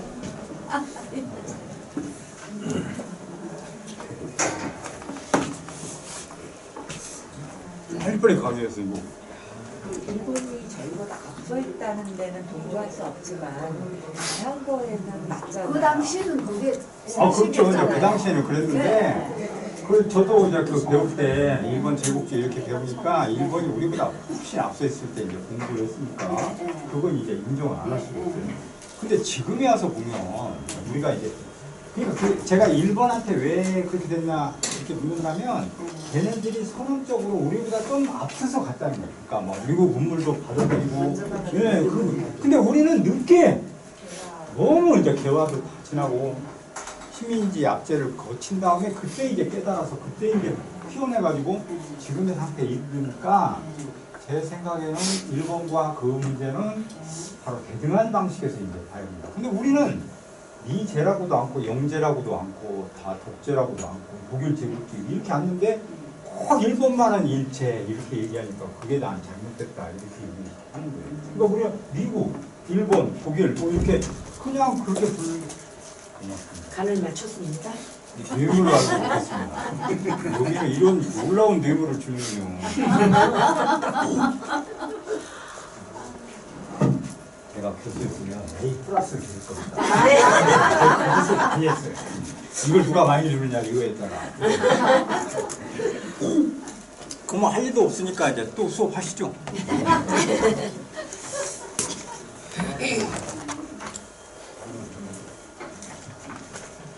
그래서 이제 이렇게 해놓으니까 이게 잘못됐다 이렇게 말씀드렸다면 그 다음은 제가 이제 시기 구분을 했는데 이제 우리가 주체가 되는 거예요. 예. 보세요 이제 1912년에 마지막에 의병 전쟁이 일어났던 해입니다. 그러니까 성남으로 보면 의병 전쟁의 태동기 이렇게 봐야 된다요. 성남의 역사에서. 그러니까 우리나라 전체 역사도 저는 그렇게 봐야 된다고 생각해요. 그러니까 우리가 주체가 되어야 할 거 아니에요. 그렇죠. 우리가 어떻게 투쟁했는지. 그리고 다음에 이제 그 다음에 1913년에서 1931년 만주사변이 일어날 때 그때까지를 우리는 운하능력 배양기 이렇게 이제 그래서 제가 이제 그 신구산 타령이라는 그거를 제가 그 유튜브에 쓰지 않고 블로그에 썼는데 제 블로그를 이렇게 PR 좀 하겠습니다. 네. PR이 별게 아닙니다. 피할 건 피하고 알릴 건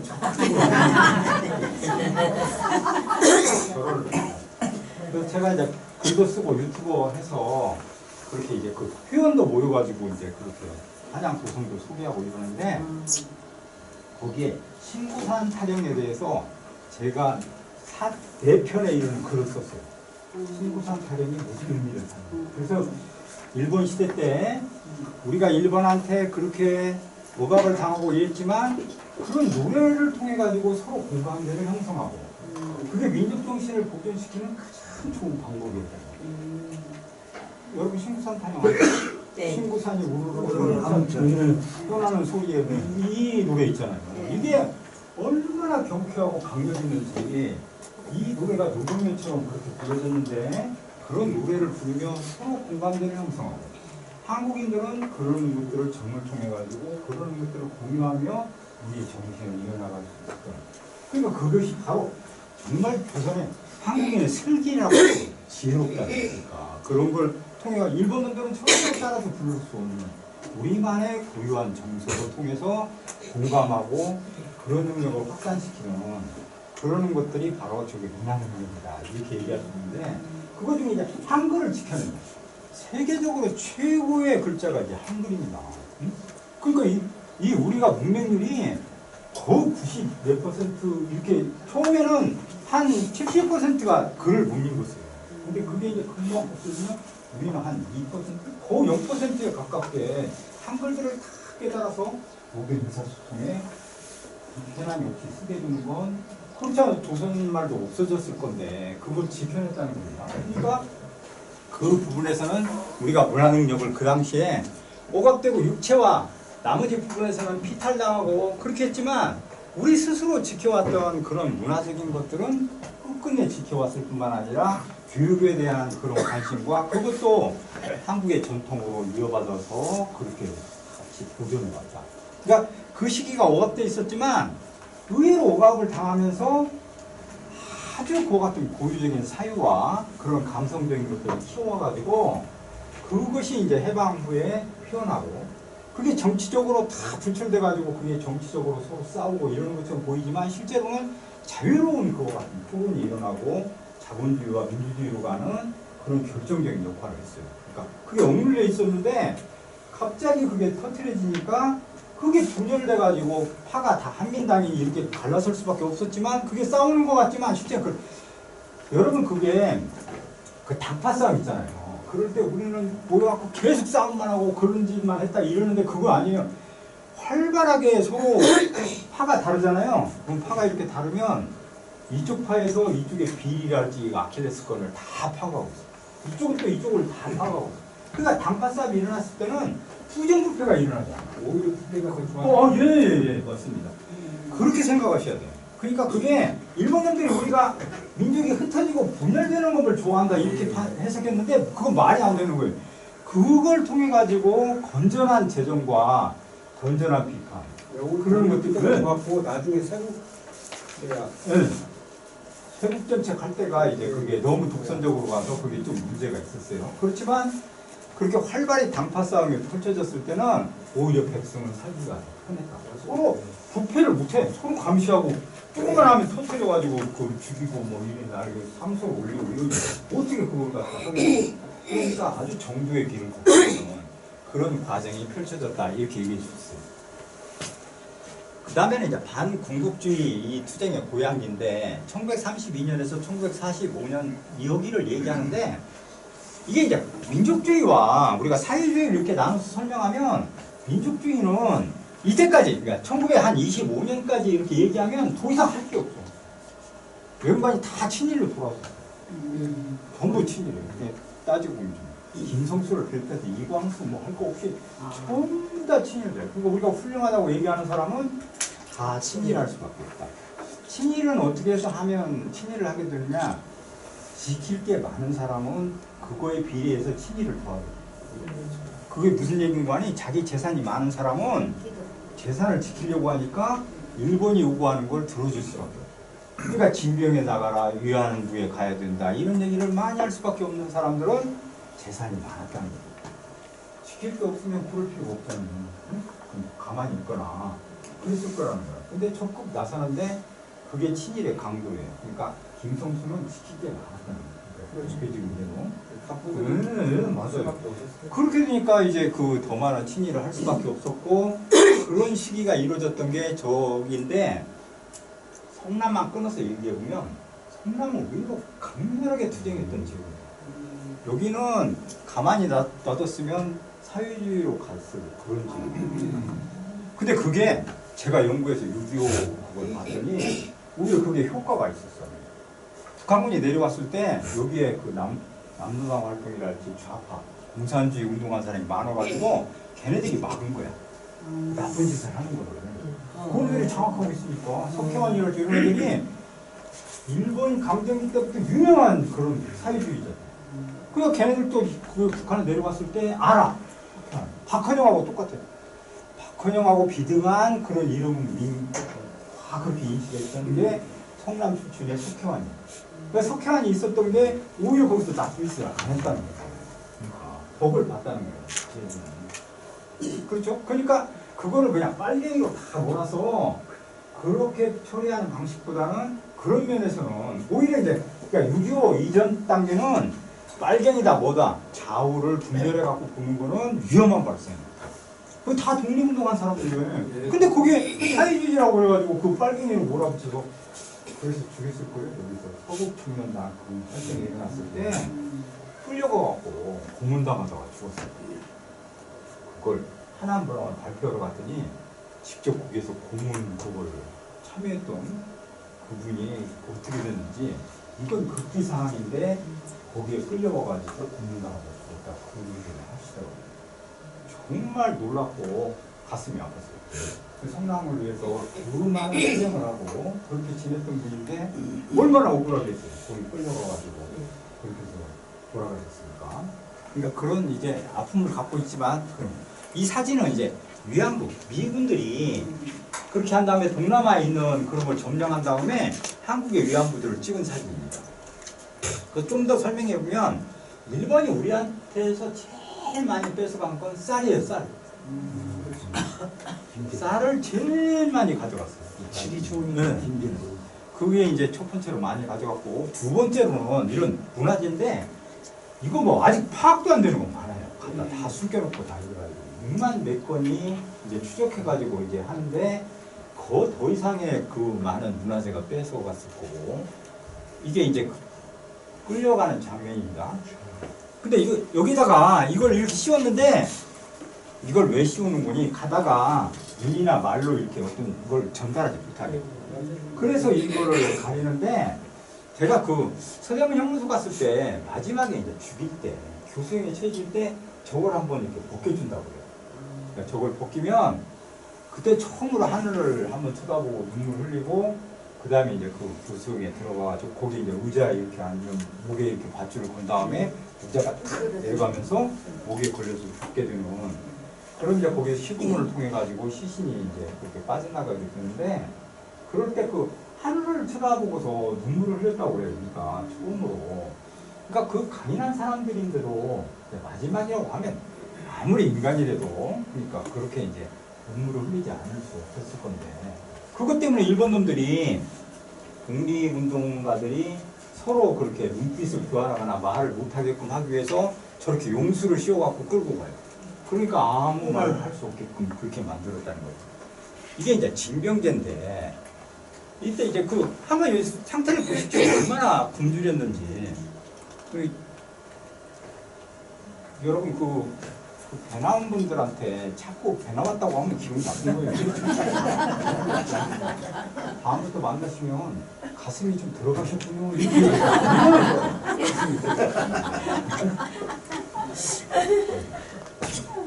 그 얘네들은 가슴도 없고 그냥 배도 저렇게 왕상해가지고 저렇게 저게 이제 그 한국에는 그래서 1930년대 우리나라 수명이 38세 되면 죽어. 그래서 60산 사람이 동네에서 한두 명 있을 거래 아마. 그래가지고 이제 환갑잔치를 하는 거는 의미가 있어요. 그러니까 38살에 죽는데 60까지 살았으니까 정말로 장수한 거다. 이렇게 이제 그 할 정도로 그 우리가 먹질 못해가지고 이런 상태로 겪었는데 우리가 일본인보다 크잖아요. 훨씬 크고 다 큰데 그게 왜 그런가 그랬더니 고구려에 북방민족이에요. 그러니까 저기 그 중동 있잖아요. 걔네들도 다 그렇게 그 고구려로 와서 먹고 살기 위해서 서커스하고 거기 와가지고 이주해 와요. 그걸 뭐라고 불렀는지 고비라고 불러요. 고비란 코를 의미하고 코가 높은 사람. 높을 꽃자에다 고비야. 기위는 코. 그러니까 이게 전체 고구려인의 40% 정도가 다 고비. 벽화에 나오는 중에 코가 씨름하는 사람도 앞에 보면 한 사람은 낮은데 그건 고구려의 사람이에요. 앞에 씨름하는 상대는 고비야. 코가 커. 그러니까 그 민족이 와가지고 북방에 그렇게 해서 섞여들어요. 여러분 여기에서 쌍꺼풀이 있는 분들은 다 남방이에요. 쌍꺼풀이 없는 사람은 북방이에요. 그러니까 우리는 그렇게 인물적으로 보면 그런 성향이 있어요. 북방계열은 이제 선동물처럼 결정을 하면 바로 꿈을 던진다. 이게 북방계 특징이에요. 남방계는 박찬호처럼 이리저리 챈데 그냥 생각이 길고 막 여기저기 생각해보고 재보고 이러는 게 남방계라는 거예요. 그리고 우리는 슬기롭게 북방계열과 남방계열이 섞여 있어요. 근데 제가 그 고구려사도 이제 그 연구하면 글을 좀 썼는데 그거 중에 여러분 당태종이 그 고구려를 침략해 와갖고 강하잖아요. 그 한번 생각해 보십시오. 고구려가 평양에 그쪽에 이제 일본 놈들이 그렇게 역사를 썼는데 평양을 중심으로 고구려 땅 조금 있잖아요. 근데 당태종이 100만을 동원해서 아니 그 조그마한 데를 왜 공격했겠어요? 한번 생각해 보세요. 그렇게 배워왔는데 그 말이 안 되는 거예요. 고구려가 어디까지 점령했는 거니? 이 넘어가서 지금 우즈베키스탄 거기하고도 그렇게 그 우즈베키스탄 벽화에 고구려의 조총을 쓴 사진이 거기에 그림을 네. 있어요. 초원의 길, 그 북한 아니 중국 놈들이 비단길을 못 가게 하니까 초원의 길을 달려가는데 말을 7필 정도 줍니다. 그 다음에 이제 그 식량을 먹으면서 이 말이 지치면 그 다음 말을 타고 이런 방식으로 달려갖고 그 초원의 길을 가로질러가지고 우즈베키스탄까지 거기에서 교류를 해. 그러니까 그 초원의 유목이 다 고구려 땅이었어요. 그래서 우리가 그 러시아에 유명한 호수 있잖아요. 바이카로스가 원래 단군이 거기에서 나왔을 거다 이렇게 얘기합니다. DNA도 서울대학에서 분석했는데 거의 다 많이 일치한대요. 그러니까 우리가 이렇게 좁게만 가르쳐가지고 고구려가 그렇게 좋은 나라다 이렇게만 알고 있는데 실제로 보면 고구려의 그 벽화를 보면 너무 의복도 세련된 의복이고 모자도 발달하고 모든 부분이 발달해가지고 그렇게 됐는데 제가 제일 놀라운 건 우리가 쌍용총에 그걸 보면 쌍용총에 리더, 싱어가 있어요. 노래하는 사람. 그 다음에 춤추는 사람이 있고 그걸 지휘하는 사람이 있고 악기를 다루는 사람이 있어요. 걔네들이 다 먹고 살 수 있는 게 직업이 됐다는 거예요. 그러면 그 사회가 그 풍요롭지 못하면 그 노래만 불러갖고 못 살아. 전국대 사회 어떻게 살게 고대 사회에 노래만 불러서. 그런데 걔가 직업으로 갖고 그럴 정도면 얼마나 많은 것들을 갖다 같이 상납하고 그래 갖춰서 잘 사는 사람들이 그렇게 많았다는 거야.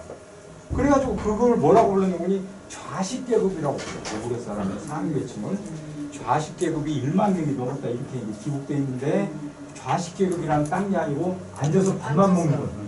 밥만 먹는 거예요. 이런 이게 많아. 그러니까 고구려가 그만큼 제국주의고 강대한 국가였기 때문에 고구려를 멸망시키지 않으면 당나라가 불안해서 살 수가 없어. 언제 침략해 올지 모르고 불안하니까. 그래서 100만을 동원해서 왔다는 거예요. 그러니까 그런 방식으로 우리가 이해해야 된다. 역사를 이해할 때 그렇게도 이제 말씀드릴 수 있어요. 이제 의병 이쪽에 들어오시다 보면 의병 진열해서 3.15 율동. 율동 이쪽을 제가 이제 그거 했는데 이제 여기서부터가 이제 본격적으로 제가 이제 하려는 얘기 중에 이제 본론에 이제 이르렀습니다. 그래서 근대화 과정에 성남 지역 구상부터 이제 쭉 설명해 드리겠습니다. 성남은 의외로 주변에 이제 그 산과 이런 것들이 이제 그 발달이 있어요. 그래서 성은 남한산과 북한산 이렇게 나눠져요. 남한산. 그럼 북한산이 왜 중요한 거 아니? 우리가 경복궁이랄지 이렇게 창덕궁 이렇게 있잖아요.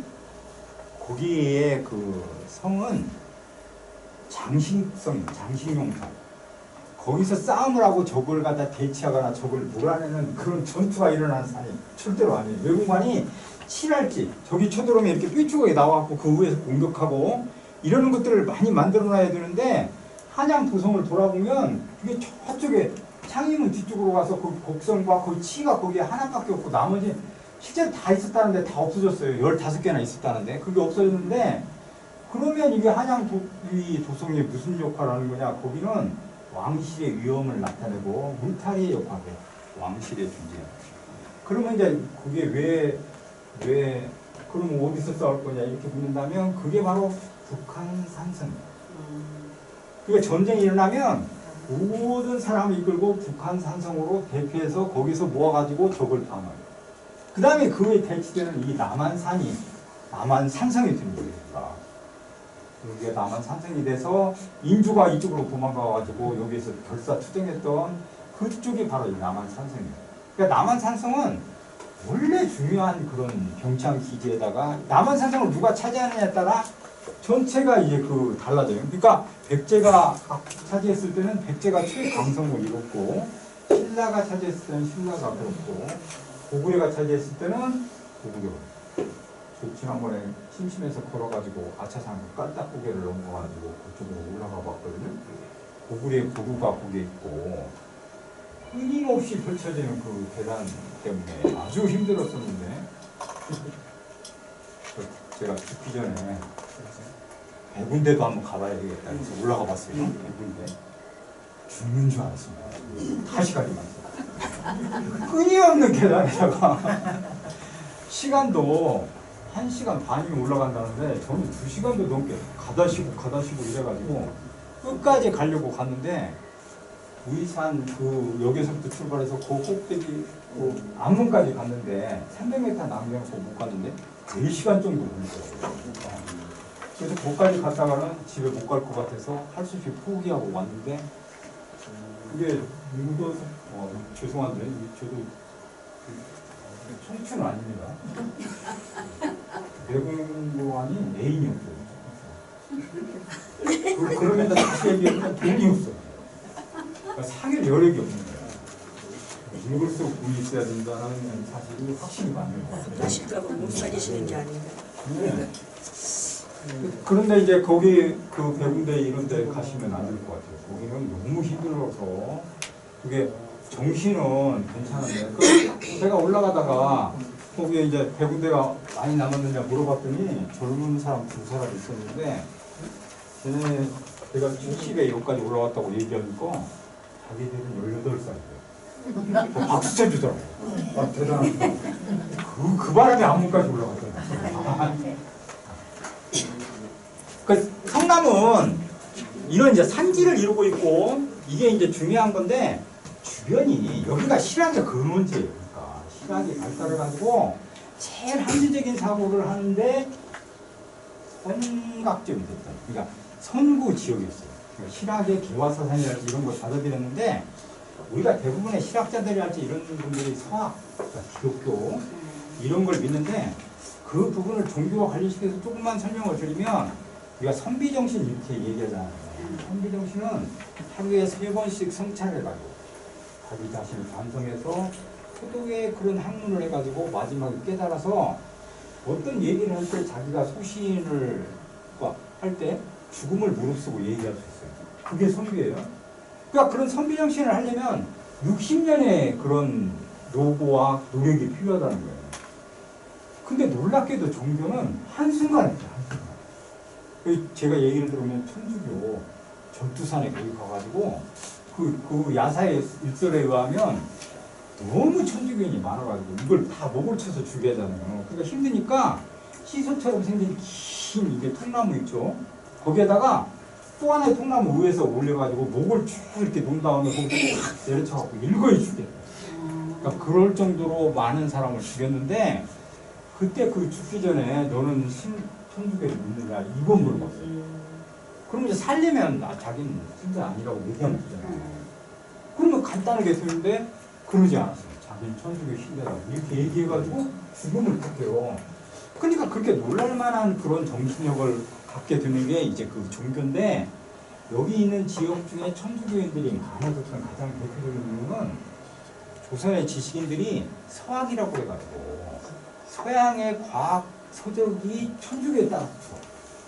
그걸 보기 위해서 천주교를 믿을 수밖에 없게 되는 거예요. 그러니까 서학의 과학적 지식을 흡수하기 위해서 그런 천주교를 믿을 수밖에 없고 그걸 통해 가지고 많은 책들을 구해서 보게 되는 그것 때문에 이제 종교적으로 그렇게 많이 겸사됐거든요. 정약용이랄지 다 정약전을 해서 이 근기에 있는 선비와 그런 사람들은 거의 서학을 받아들이고 과학적인 지식을 쌓아서 홍대웅이랄지 이런 분들은 세계적으로 새로운 과학사 그 잠깐 동안 그 서양의 청나라 번역해 온 한자로 쓴 그 서학을 가져왔는데 그걸 읽고도 세계적인 과학적인 그런 지식 자전설 이런 거 얘기할 때는 한국의 독창적인 면을 얘기해가지고 정말로 그 짧은 기간에 깨달아서 과학적 지식을 습득했던 그런 대표적인 학자들이 너무 많았어요. 제가 그 여운형을 읽다 보니까 여운형은 6개월 만에 영어를 마스터하더라고요. 6개월간 공부해가지고 대단한 사람들이에요. 여운형이 여기 양평에 살았잖아요. 22살에 자기네 집에 있는 노비들을 다 해방시켜. 너희들이 이제 그 아심이 도련님이 이렇게 부를 필요가 없다. 지금부터 자유롭게 그렇게 살아야 돼. 다 인간이 평등한 거다. 이래가지고 집안에 있는 모든 것을 다 해방시켜. 근데 그게 꼭 좋은 건 아니에요. 우리 해방했다고 하니까 여러분 굉장히 좋다고 생각하는데 조선 중기에도 자기 노비들 다 해방시킨 사람이 있어요. 해방시키군요? 여자분 중에서 예. 자기 그 요즘 말하면 자기 시아버지의 머리를 뽑고 집안을 다스리면서 했던 사람 있어요. 대표적으로 그분이 호남에서 유병을 일으켰던 유병자 김천일의 부인이죠. 근데 학교에서 전혀 안 가르쳤던 거예요. 저도 그거 얘기했던 것 같아요.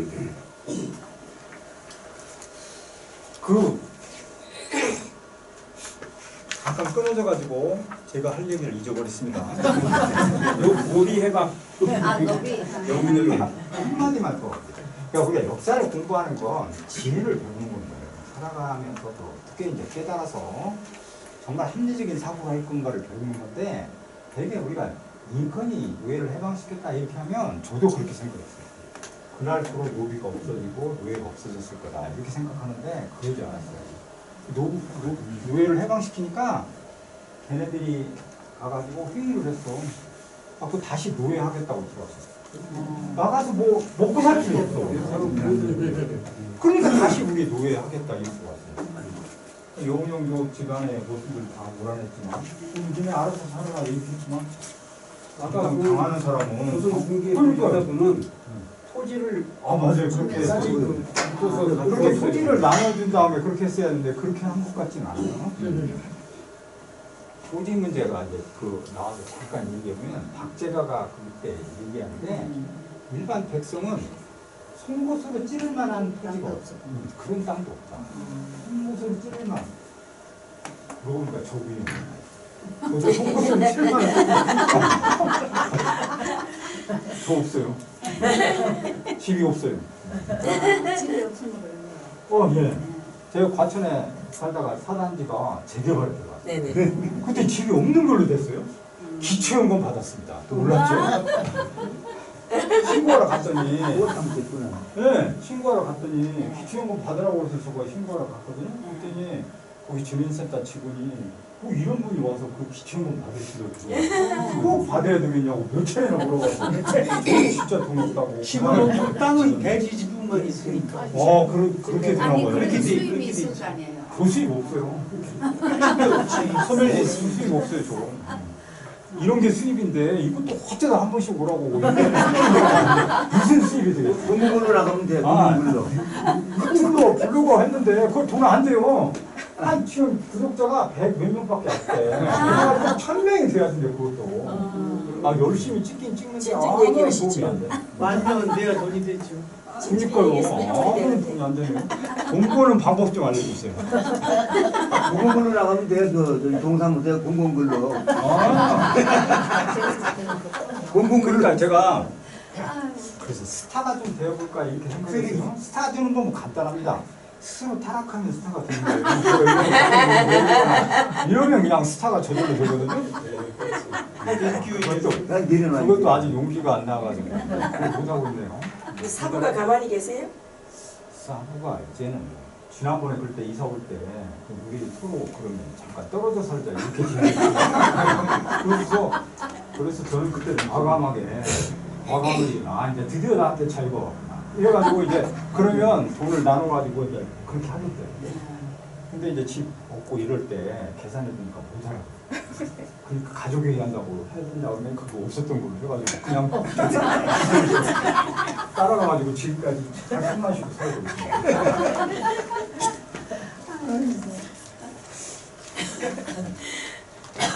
그게 여운형 이야기야. 이게 제가 이제 남한산성이 왜 중요한지를 이렇게 설명해 보면 이게 조선시대 1693년 17세기의 남한산성으로 그리는 거거든요. 그러니까 이 남한산성에 행궁이 있고 임금이 여기 와서 이제 그렇게 머물 수 있는 그 다음에 이런 창고와 무기 이런 것들이 다 갖춰져 가지고 아주 그렇게 그 개화기 때는 저기서 신식 군인을 갖다 양성했던 지역이 바로 남한. 그러니까 그때 갑신정비 일으켜가지고 개화파들이 그렇게 했으면 남한산성이 더 축점을 받고 그랬을 건데 불행히도 그러지 못하고 개화파가 좌절되는 바람에 그 유야무야 됐지만 실제로 이 남한산성은 무기랄지 그다음에 이런 것들이 보관돼 있어가지고 강력한 군사의 거점이었어요. 이 지도를 보면 이게 다 해석해 보면 상당히 많은 그런 전투를 하기에 아주 용이한 그런 구조로 되어 있습니다. 영남대 박물관에서 처음 갖고 있어가지고 공개된 건데 이것 때문에 남한산성의 의병이 이제 그렇게 해서 활약하게 되는 결정적인 요인이 된다 이렇게.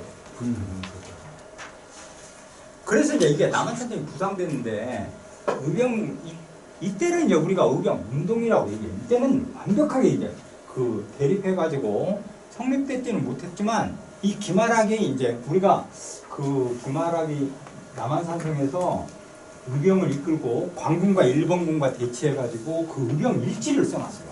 자기가 어떻게 싸우고 어떤 상황이 펼쳐지고 여기에서 여기 남한산성 올라다 보니까 저 송파에서 걔네들이 대포를 갖고 일본군 대포 그 다음에 강군 일본군이 줄지어서 횃불을 켜고 이쪽으로 올라온다 남한산성으로.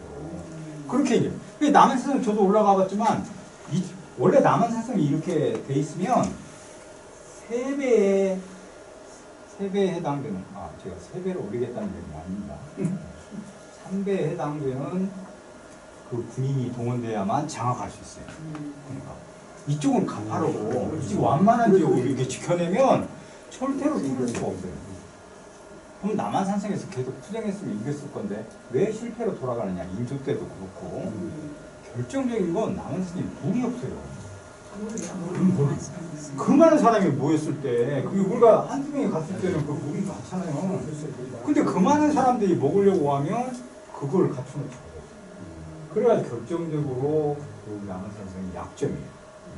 그러니까 특히 인조 때는 그것 때문에 이제 그 항복을 하고 김상호가 비롯해서 이제 끌려갈 수밖에 없었는데 그런 사실이 일어났던 거 보는데 우리는 이제 이 기마락을 우리가 보면 의지력이 굉장히 강한 그런 관상을 갖고 있어요. 저 눈매도 그렇고 네, 눈이 빛나서 여러분을 직시하는 것처럼 저런 눈매를 보이는 거는 의지력이 강한데 실제로는 그 야사 중심으로 우리가 설명해 보면 살아서 외놈에게 욕당하지 않겠다 이래가지고 강에 투신해가지고 스스로 목숨을 끊었던 그런 운명장이에요. 그러니까 기마락이. 그래서 저 남한산 중심으로 있을 때 제가 그 동경 그쪽에 신문을 보니까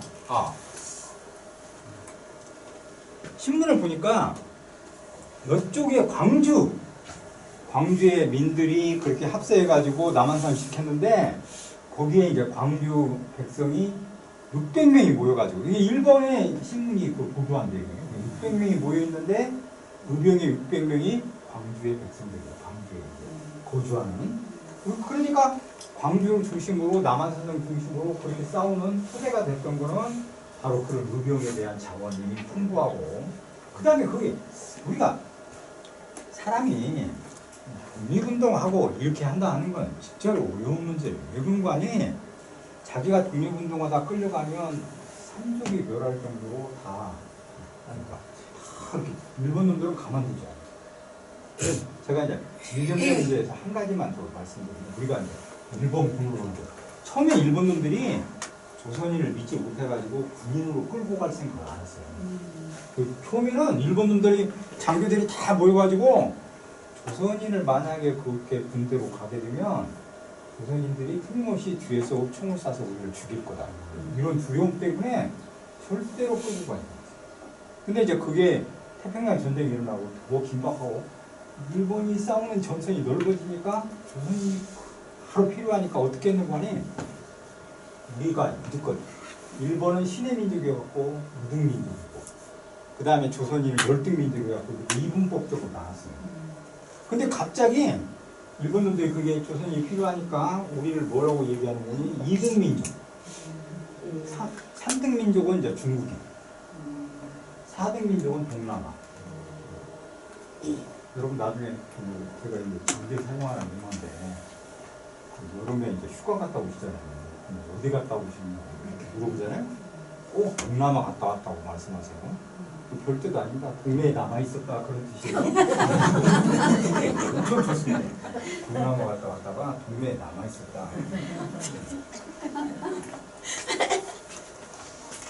그렇게 하는데 일본 놈들이 우리를 분석했는데 한국인의 가장 커다란 약점이 공동체. 그러니까 어머니와 친족 이거에 집착한다. 그러니까 그걸 이용해가지고 거기에서 입증되고 그러니까 어머니 뭐 이렇게 친족들이 있는 애들만 뽑아가지고 전방에 내보내서 굶은 거예요. 그냥 부모님이.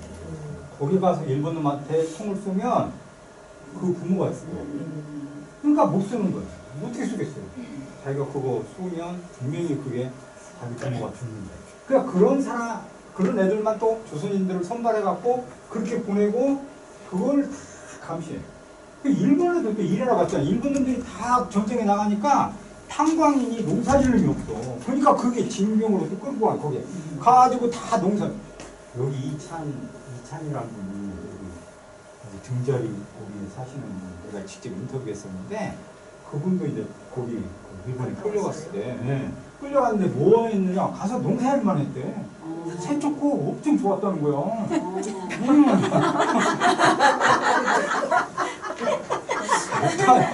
그래가지고 제가 할 말을 잃어서 좋을 수도 있겠다. 아니 다 나빴어요. 네, 자 거기에 특별히 그 좋은 데로 이렇게 받아가지고 갔겠지. 그러니까 그런 일도 있구나 이렇게 생각했었는데 그때 그 일본 놈들 그 기록을 보면 조센지는 때려야 말이거든요. 전부 그렇게 교육시키고 패고 그 돈을 안 줘요. 그 돈 받자마자 그거 탈출한다고. 그 돈을 다 도망가. 그러니까 절대로 돈을 주지 않아. 그게 이제 그게 우리의 일본과 지금 그게 그 돈을 왜 내가 가서 일했는데 그 탄광이가 이런 돈을 왜 안 주냐는 거야. 딱 우리가 정당하게 얘기했는데 일본은 그때 박정희 때 한 번에 줬으니까 또 이렇게 손을 내미니까 정말로 그건 이제는 어느 정도 작사 매번 그럴 때마다 손을 내미는 거는 비겁하고 부끄러운 일이다. 일본은 이렇게 얘기하고 우리는 이제 그 정당한 그런 모임인데 근데 왜 안 주는 거냐? 내가 탄광에 가서 일해가지고 거기 통장에도 다 나와 있는데 이걸 왜 안 주는 거냐? 이게 이제 쟁점이에요. 그러니까 우리가 그 돈이 갖고 싶어서 하는 게 아니라 자존심 싸움이에요. 그 돈을 낸다 반칙은 받는다고 뭐 얼마나 되겠어요? 그러니까 그런데 그 돈을 받으려고 하는 건 내가 정당에 가서 일하고 그랬던 돈들을 내가 뭐 하는 건데 얘는 왜 그걸 안 주느냐? 이렇게 이제 그게 문제가 이렇게 됐던 거예요.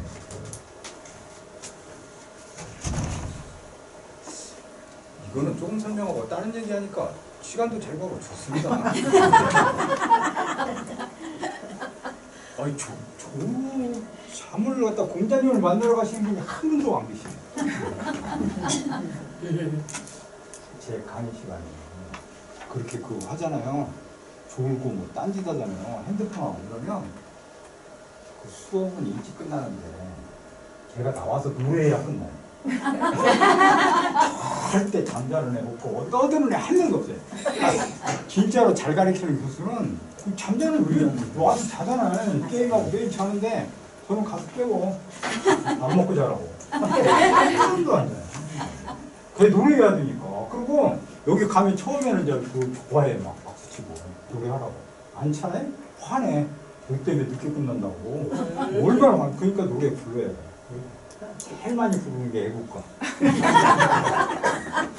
애국가 제일 많이 배우고 어떤 놈이 심지어 이게 여기서 이렇게 노래를 못하고 여기 쳐다보고 노래한 놈도 있었지. 흑판을 쳐다보고 노래를 해요. 별별 학생이 다 있어요. 이제 동천 남상목을 제가 좀 설명해 보면 그거 안 나왔습니다.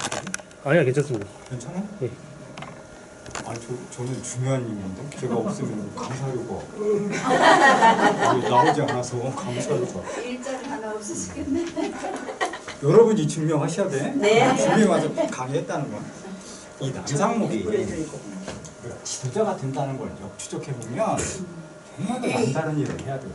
그렇지 않을까요? 남들과 똑같이 하면 절대로 지도자가 될 수 없습니다. 물론 남들과 똑같이 하고 더 나쁜 짓 해도 지도자 될 수 없고 최근에 대통령 정말로 그런 것 같았어요. 그 믿을 수 없지만 이 남상목은 이 성남 공동체 사회에서 의병장으로 그렇게 한 게 일본 놈들이 살림 채법을 여기서 하는 거예요. 문중이? 문중. 예. 거기에 이제 살림 채벌을 했는데 일본 놈 그 반장이 모임을 합니다. 아무도 얘기를 못해요. 끌려가서 그 당할까봐. 근데 그 남상목이 가가지고 걔네들한테 그 항의를 해가지고 그 모임을 받아서 그 사람들이 받게 만들었어요. 그 바람에 끌려가고 이제 맞고 그렇게 해서 이제 많이 그렇게 됐는데 그때부터 사람들이 이제 남상목 하면 정의로운 사람이고 우리를 위해서 희생할 줄 아는 사람이다. 이래가지고 저절로 이제 그렇게 지도력이 이제 생겨요. 그러니까 가령 예를 들면 지금 여기 일본이 이제 그 쳐들어갔을 때 내가 독립운동 합시다 이렇게 하면 아무도 안 해요. 나같이 호접한 놈이 뭐 우병장하고 저거 돈 챙겨 먹으려고 저럴 거다 이래가지고 아무도 독립운동 하려고 안 해요.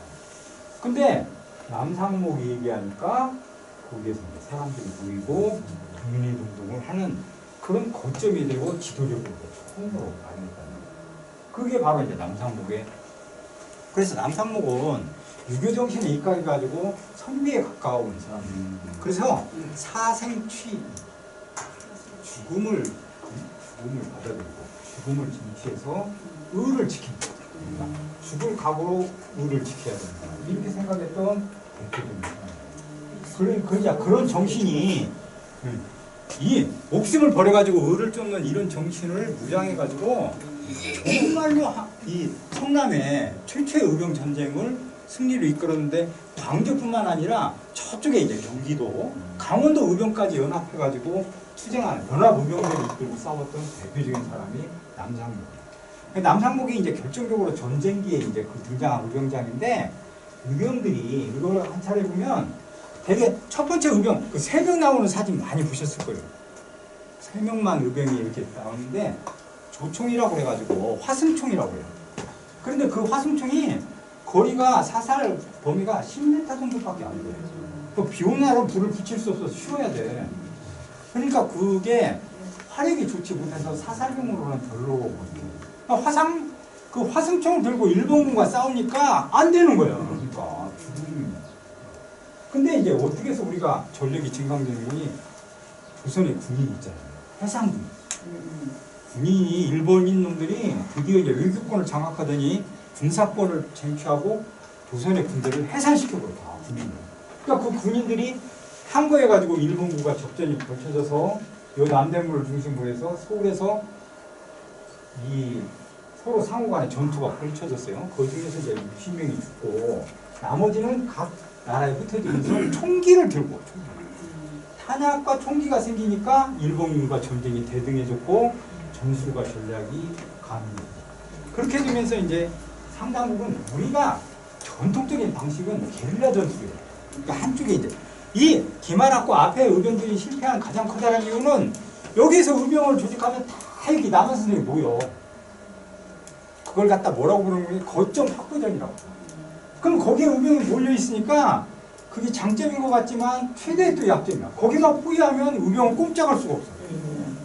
그래가지고 어떻게 하는 거니? 흥인지문 동대문까지 진격해가지고 서울을 탄환하겠다 갔지만 후속 부대가 따라오지 못하고 차단당하니까 그 앞에서 좌절되죠. 그러니까 일부는 농민을 변장해가지고 저 북한산 뒤로 해가지고 거기서 침투에 들어가고 안에서 폭동을 일으키고 밖에서 공격해가지고 서울을 탄환하겠다 이랬는데 그 거점 확보전은 실패로 들어가요. 그 후로 우리가 깨달은 게 전통적으로 우리가 우리를 지켜냈던 건 게릴라전, 치고 빠진.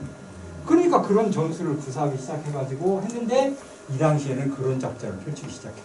남상군이 이랬을 때는. 그래서 경기도에서도 연합하고 강원도도 연합해서 정말 치열하게 싸울 수 있었던 대표적인 윤치장. 이제 이분은 굉장히 기골이 장대하고 그랬던 분이라고 말씀드릴 수 있고, 이게 이제 이 윤치장은 교수형에 이제 처해져가지고 그렇게 됐는데 감형을 다행히 받아가지고 나온 다음에 쌀을 한 손에 들어서 올려가지고 왔다 갔다 할 정도로 그 손녀딸이 증언한 바에 따르면 그렇게 기골이 장대하고 뛰어났던 인물입니다. 이 윤치장은 여기 바로 이 청계산 있죠? 네. 거기를 중심으로 해서 의병을 펼쳤던 대표적인 윤치장입니다. 그래서 이제 박한 교수가 성남의 역사와 이런 거 알린다고 그거를 만화로 그려가지고 그렇게 하는 게 있어요. 만화를 웹툰으로 보셨는지 어땠는지 모르겠는데 그건 좋은 방법은 아닙니다. 이런 거 아니에요.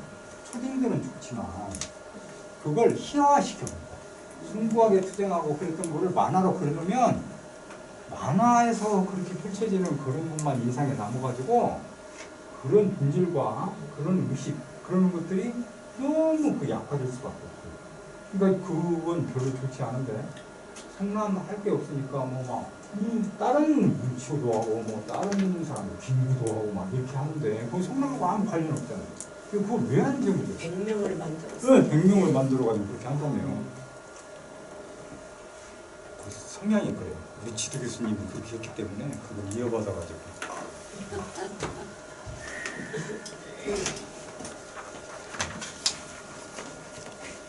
이것 중에 이제 조금만 더 설명해 보면 유병장 그럼 누가 많이 됐을까 이렇게 얘기해 보면 첫 번째 유생이 제일 많았고 그 다음에 농민의병장, 그 다음에 이제 군대 해산돼 갖고 사병, 그 다음에 이제 화적. 이게 홍길동 뒤에 화적이라고 얘기해요. 그 화적은 산적처럼 그렇게 조직해가지고 활동했던 사람들이에요. 여러분 지금이니까 그렇지 서울에는 두 군데가 유명했어요. 하나가 어딘가 아니 저 관악산 남태령 넘어올 때 산적이 장악해가지고 서로 돈 모아서 통과하지 않은 거 아니었어요. 그게 산적. 그러니까 신림, 대림, 숲이 얼마나 많으면 거기가 신림, 대림 이렇게 쭉 이어졌겠어요. 관악산은 산적 섹터였어요. 그 다음 섹터가 여기예요, 여기 남한산. 이쪽에 산적들이 아주 많아가지고 지나다닐 수 없을 정도로 그렇게 많이 있었어요. 그러니까 그런 사람들이 나중에 화적이라고 그래가지고 의병에 합세하는 그런 결과를 이제 가져왔어요. 아, 이거 여기인데요. 이제. 제가 그 동경조일신문 일본의 신문인데 여기에 이제 그렇게 나왔어요. 남한산성내 적수는 1,600명이다. 이 중에 1,000명은 광주, 이천, 양근 여기에 속하고 600명은 광주 농민이다. 이렇게 나와서 확실하게 이제 성남과 광주 사람들이 활동했다는 걸 입증한다는 거예요. 그 다음에 신문을 보면 의병은 이제 누가 많이 참여했을까 이렇게 묻는다면 첫 번째로 농민들이 이제 제일 많이 항상 나쁜 짓은 그 상위계층들이 하고 그것을 갖다가 그같이 감내하며 싸웠던 사람들은 다 이렇게 일반 피플층들이 이렇게 싸웠습니다. 어느 시대나 역사에 질린 것 같아요. 그러니까 속에 다 이 사람들이 망쳐놓고 밑에 있는 사람들이 저걸 지키기 위해서 희생할 수밖에 없는. 그 다음에 이제 해산 군인이 의병에 이제 참여해서 그렇게 됐고, 그 다음에 일반 상민, 상업을 하는 사람들이 참여하게 됐고, 노동자, 호수가 특히 이제 그 많이 참여해갖고 했는데, 이건 일본과 대등하게서 호랑이 잡고 이랬던 사람들이라서 치밀한 점수를 쌓아가지고 그렇게 활동할 수 있었던. 그러니까 의병 중에 호수가 있는 의병들은 훨씬 더 강력하게 투쟁할 수밖에 없는 그런 구조를 갖게 돼요.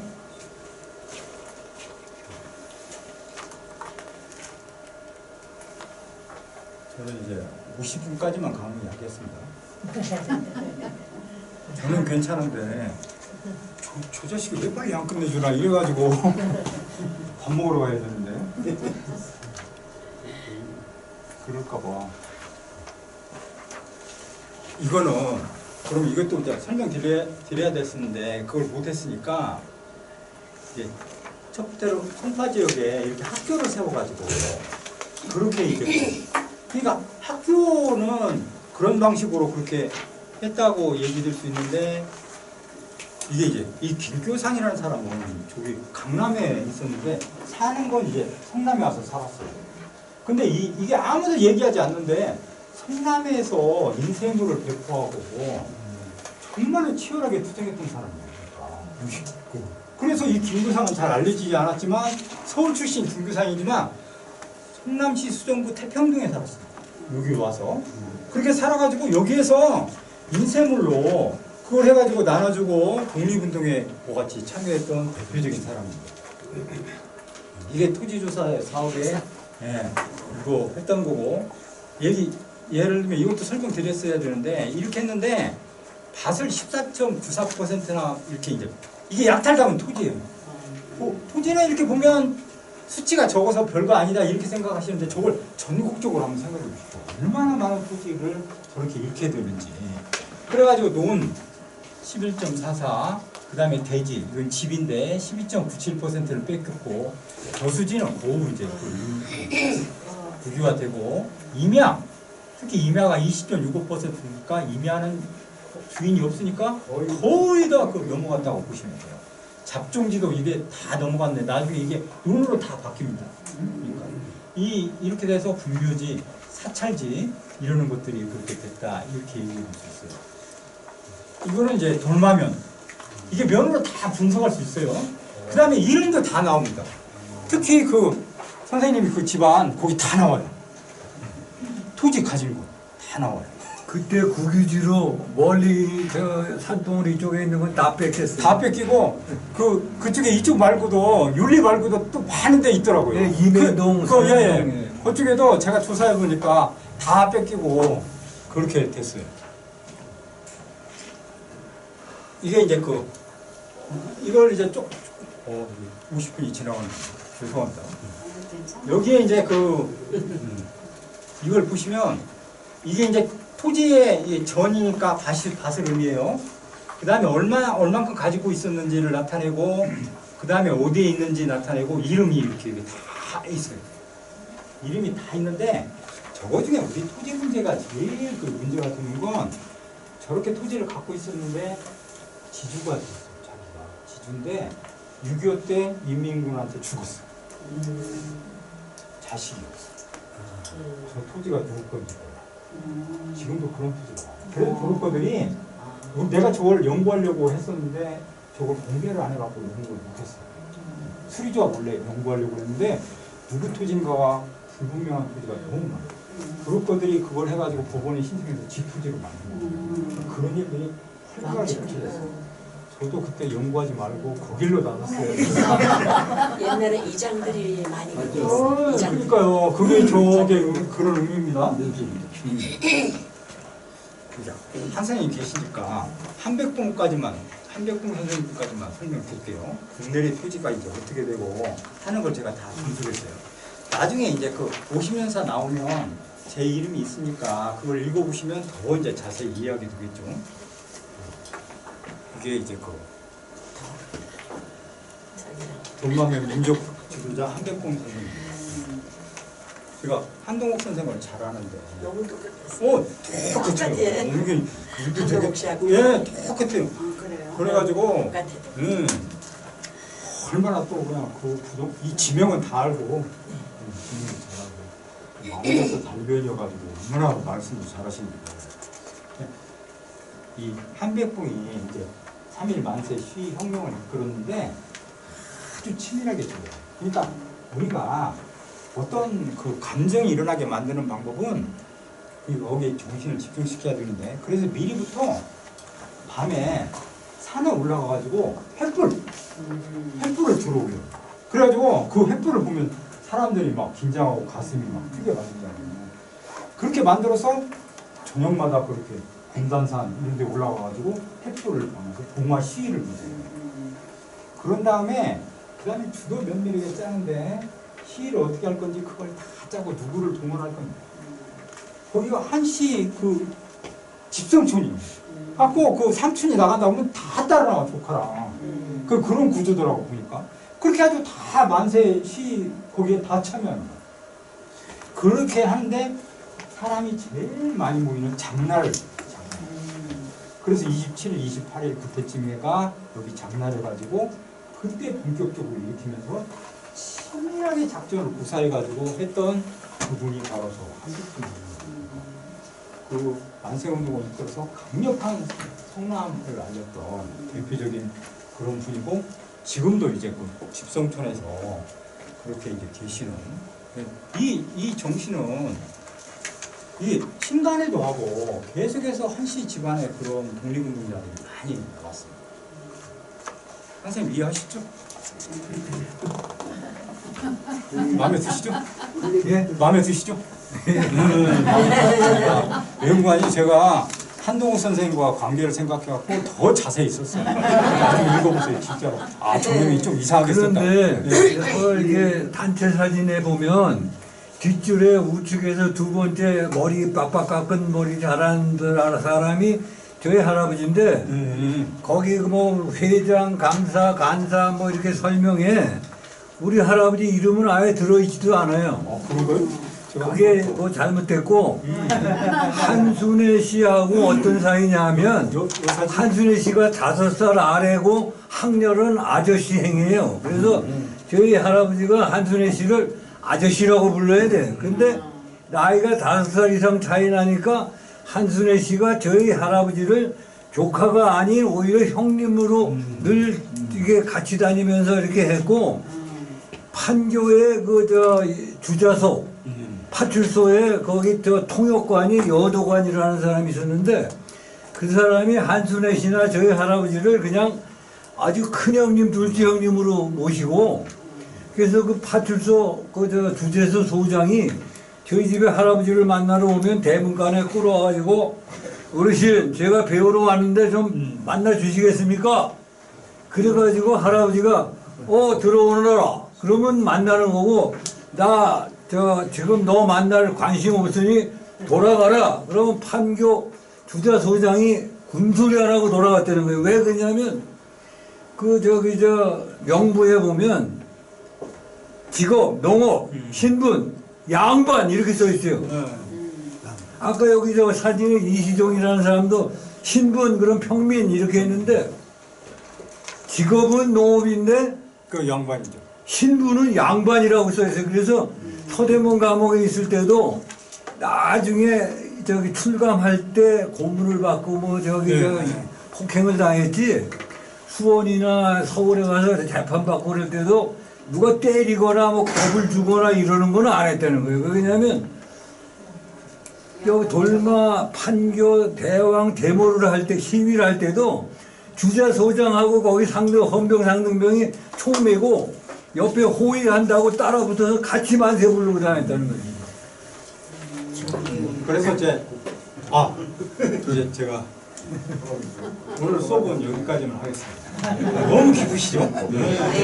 이게 지루한 제 수업을 들어줘서 고맙고, 그다음에 궁금한 사항이 있으면 그렇게 질문하셔도 좋습니다.